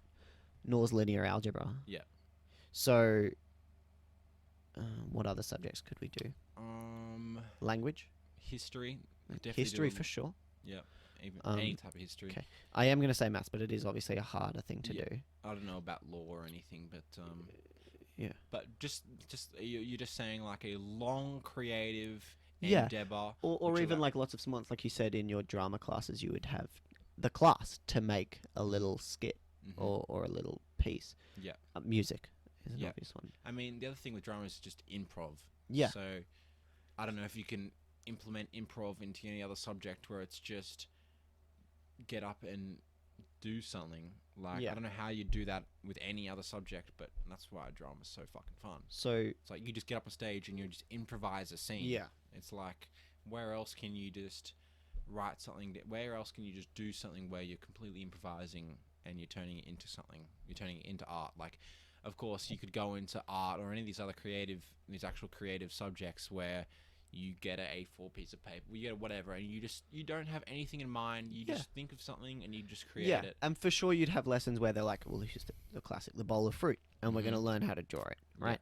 And that's really good because that's skill development. Yep. And of course you don't give a shit about it, but guess what? It's for an hour, and it's going to make that drawing of whatever it is that you're honestly, drawing that's better, fun, right? Because it's creative. Yeah. But I feel like so that's what creative. the goal should be, right? Like Yeah. just more like felt this, and there should still be other things. Yeah. Absolutely. But if you look through English as a lens of like, English is creation, right? And by studying other texts, we're learning what they did to elicit emotion in you, to get you to think. And like, it's easy to say that a text is important, but to understand why it is and what people have done really well and their craftsmanship that goes into writing or whatever component it is, to then contribute and to be trying to use those things, I think is better. And by trying to do those things creatively. So say you read a sonnet by Shakespeare and you're like, well, A, this makes no sense because it's written in Old English. And B, Shakespeare sucks, and C, sonnets suck. Yeah. And poetry sucks, I think the best thing is to just get someone enthusiastic about it. Right. Like you have to, like if they have, like if what you're talking about, you know, to appreciate the person who wrote this, like how they wrote it, why. Like for someone like me, it's like, I just don't care. Right. Like, I don't want to know. I don't care why Shakespeare wrote this. I don't care why this random person wrote this poem, even if I can understand it and read it. Right. Like it's about getting someone to care, and then if they don't care, doing something creative, because then you don't need to care about anything. What I'm getting to is then you try to write a sonnet. And it can be about whatever you want. And then you go, wow, this is actually pretty fucking hard. And you go, wow, he did it pretty well. So then you go, well, how do I try to get something into... What is iambic pentameter? So then you try to write in it. Yep. And as you're writing, you go, well, this fucking hard. So you go back and you reference his. And before you know it, you've read his poem 5 times. Yeah. And you understand it better. And you were trying to be creative at the same time. Maybe you've written the world's shittest sonnet. Yeah. It's probably not a sonnet. Yeah. I don't know what a sonnet is. I'm not gonna lie. It's a type of poem. Like I know what a haiku is, but Yeah, it's the same sort of like definition of a thing. Yeah. The same way that a table is defined the same way as a chair. Like Huh? So a haiku is a set. So table Same way is defined the same way as a chair. So like I thought you okay, like. don't. I thought you like. I'm being way too complicated even for myself. I thought you like a table and a chair. So like so the same a thing haiku is defined by the amount of lines and the amount of syllables. Yeah. And things like that. That's what makes it a haiku. Same for a sonnet, only it's a bit longer. But in that you have been creative and you've studied it more and you have a greater appreciation of it because you've been like, oh, it's actually fucking hard and he did all right and I've read his poem 5 times and it's not bad now that I know about it, right? Do you think that would have worked better for you rather than study that poem and tell me what you think tomorrow? Yeah, no, 100%. Definitely, you have to get something that engages you. Bring creativity into it. Yeah. Engaging teachers, we've already talked about that. Yeah, So bringing more creativity into every part of school. Yeah. Especially because kids are so creative, man. Yeah, they really are. Like, that's one thing that I hope to cling to as much as possible is like a child's imagination. I definitely feel like there should just be a period where anyone can just do whatever, whether it's nothing or something. A free period. Yeah, a free period.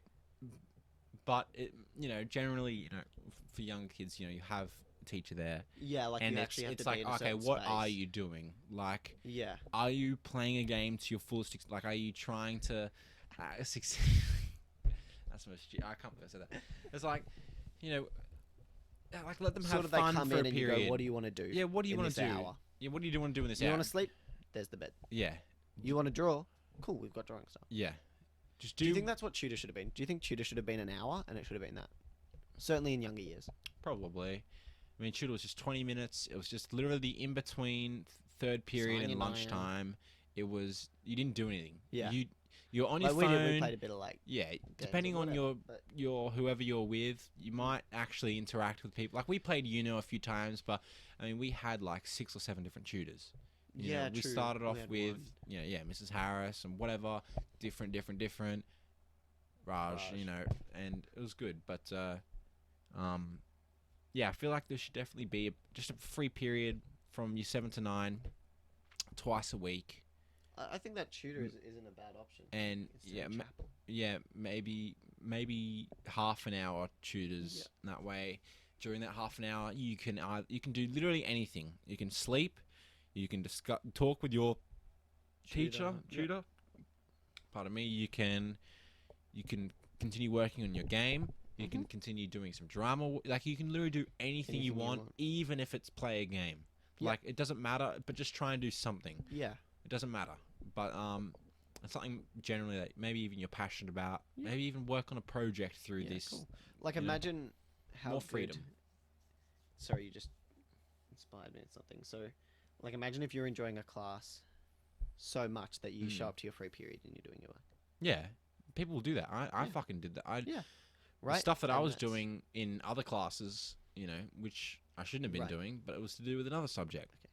So we'll move on and we'll finish our year 11 and 12, because ultimately school is a pathway to work and further studies. So how are we assessing people in that sense? Are we saying these are the subjects that are assessed for university admissions, and you can choose to do ATAR English, or you can choose to do non-ATAR English. Yeah. Are we having no major testing system, still tests, still assessments, things like that, but rather than ranking people based on their performance, everybody is reviewed by their teacher, and those are collected, and universities are sent letters that say, this is Ethan is passionate about this. Ethan wasn't very devoted to his studies, but was good at doing this, and we think that you should, whatever you might be applying for, you should highly consider him for this. Yeah. You're saying that it should be essentially this program that has the school name, and then that has just students. And when you click on a student, it has the teacher and then their comments. And then, for example, if I was applying for a uni, they go onto this, like, all right, he went to this school, search his name, here it is, here's a list of 12 comments, one from each teacher, from all the way from year 11 to 12. Yeah. And teachers would have to be honest, right? Like, Mr. Y would be saying, like, he's really good, he's not very engaged at home, but if he's doing this, he'll be doing well, And that way, like, the students who do really good will have that written in their thing. Excellent at studying, will always produce, always shows up to class. It's difficult. I definitely think that the HSC is good and bad. I think it's good. Everyone should do it, like, for a backup plan. Even you can't really know. You can't know that you're not going to go to uni. Well, that's the thing, right? So, like, of course, I mean, you could still go to uni from a while ago, and I know I'm not going to uni, but you could still go in, right? Yeah. You don't need an ATAR to get into uni. No. It's just to go in straight away. So if next year you decided to go to uni, you could go to uni. Which I think is an important distinction, right? Yeah. You don't know at the time. It Yeah. doesn't matter at the time. It only matters if you want to go in then and there. Yeah. I think for the majority of people, 80, 90%, just do the HSC. Yep. Even if you don't feel like you need it. Yep. Then you've got a backup plan, and then for the other 10%, if you know you're not doing it, then maybe you eliminate the stress. I mean, it's difficult to say because I feel like you can't have like a HSC and then a non-HSC, because I did the HSC, I just got really shit marks because I just didn't care.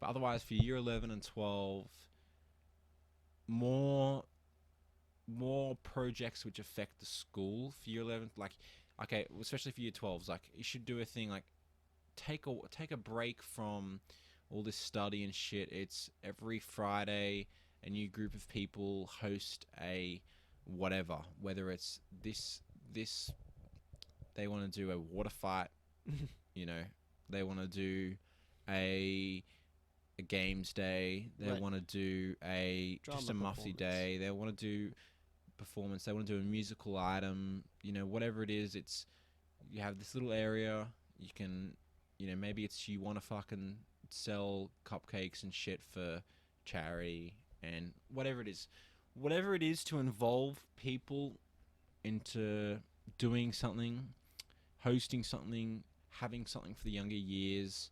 Like, obviously community based. There are limits and limitations, but just having every 4 weeks, the last hour and a half of that school on that Friday. So you miss out an hour and a half of school every 4 weeks. Oh, fucking big whoop, honestly. But and then you have a group of 10 people and they host this big, maybe it's this huge treasure hunt, whatever it is. It's something fun that those group of people want to do, something they can get creative and organize and really have no limits. Like, look, people get wet. No one really gives a fuck, If you especially don't the want students. to, sit out. If you don't want to, don't participate. But otherwise, you can have a water fight. You can fucking play capture the flag with a shit ton of people. You can have a treasure hunt. You can simply, cook a barbie and get money and raise up money and have some music in the background and have people talking.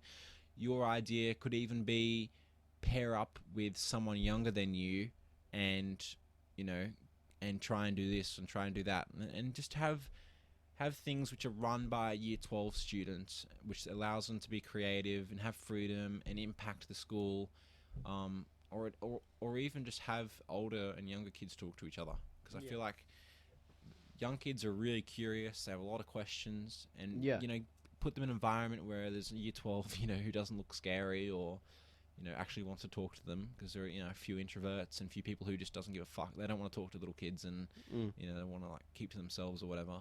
But have those experiences and opportunities for people to express themselves and have those kind of So things. really, we're as a whole talking about a change of culture. Culture being more free, more fun, more community based, more less experiences, less marks, less I gotta get that, less pressure on. This is it. This is the HSC is all or nothing.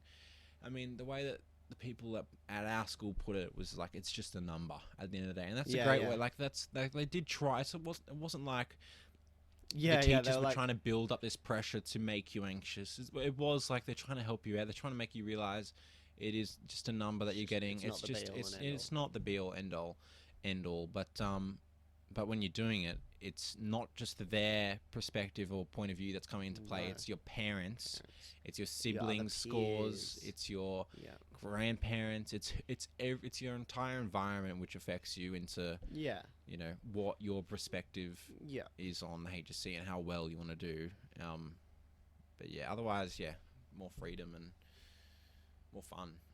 Like, you're already at school a ridiculous amount of time a week. Like, you should be able to have fun. I mean, recess and lunch, sure, everyone gets a break, 25-minute break here, 45, 50-minute break at lunch. Like, overall, you spend probably 80% in class and 20% not. And resting from class. And I just feel like that's just too big of a gap. I feel like it should be 65-35, 70-30. It should be something closer where the margins aren't just so huge. Or if it is 80-20, those classes aren't like, it's the changes we talked about that make classes more worth being in. Cool.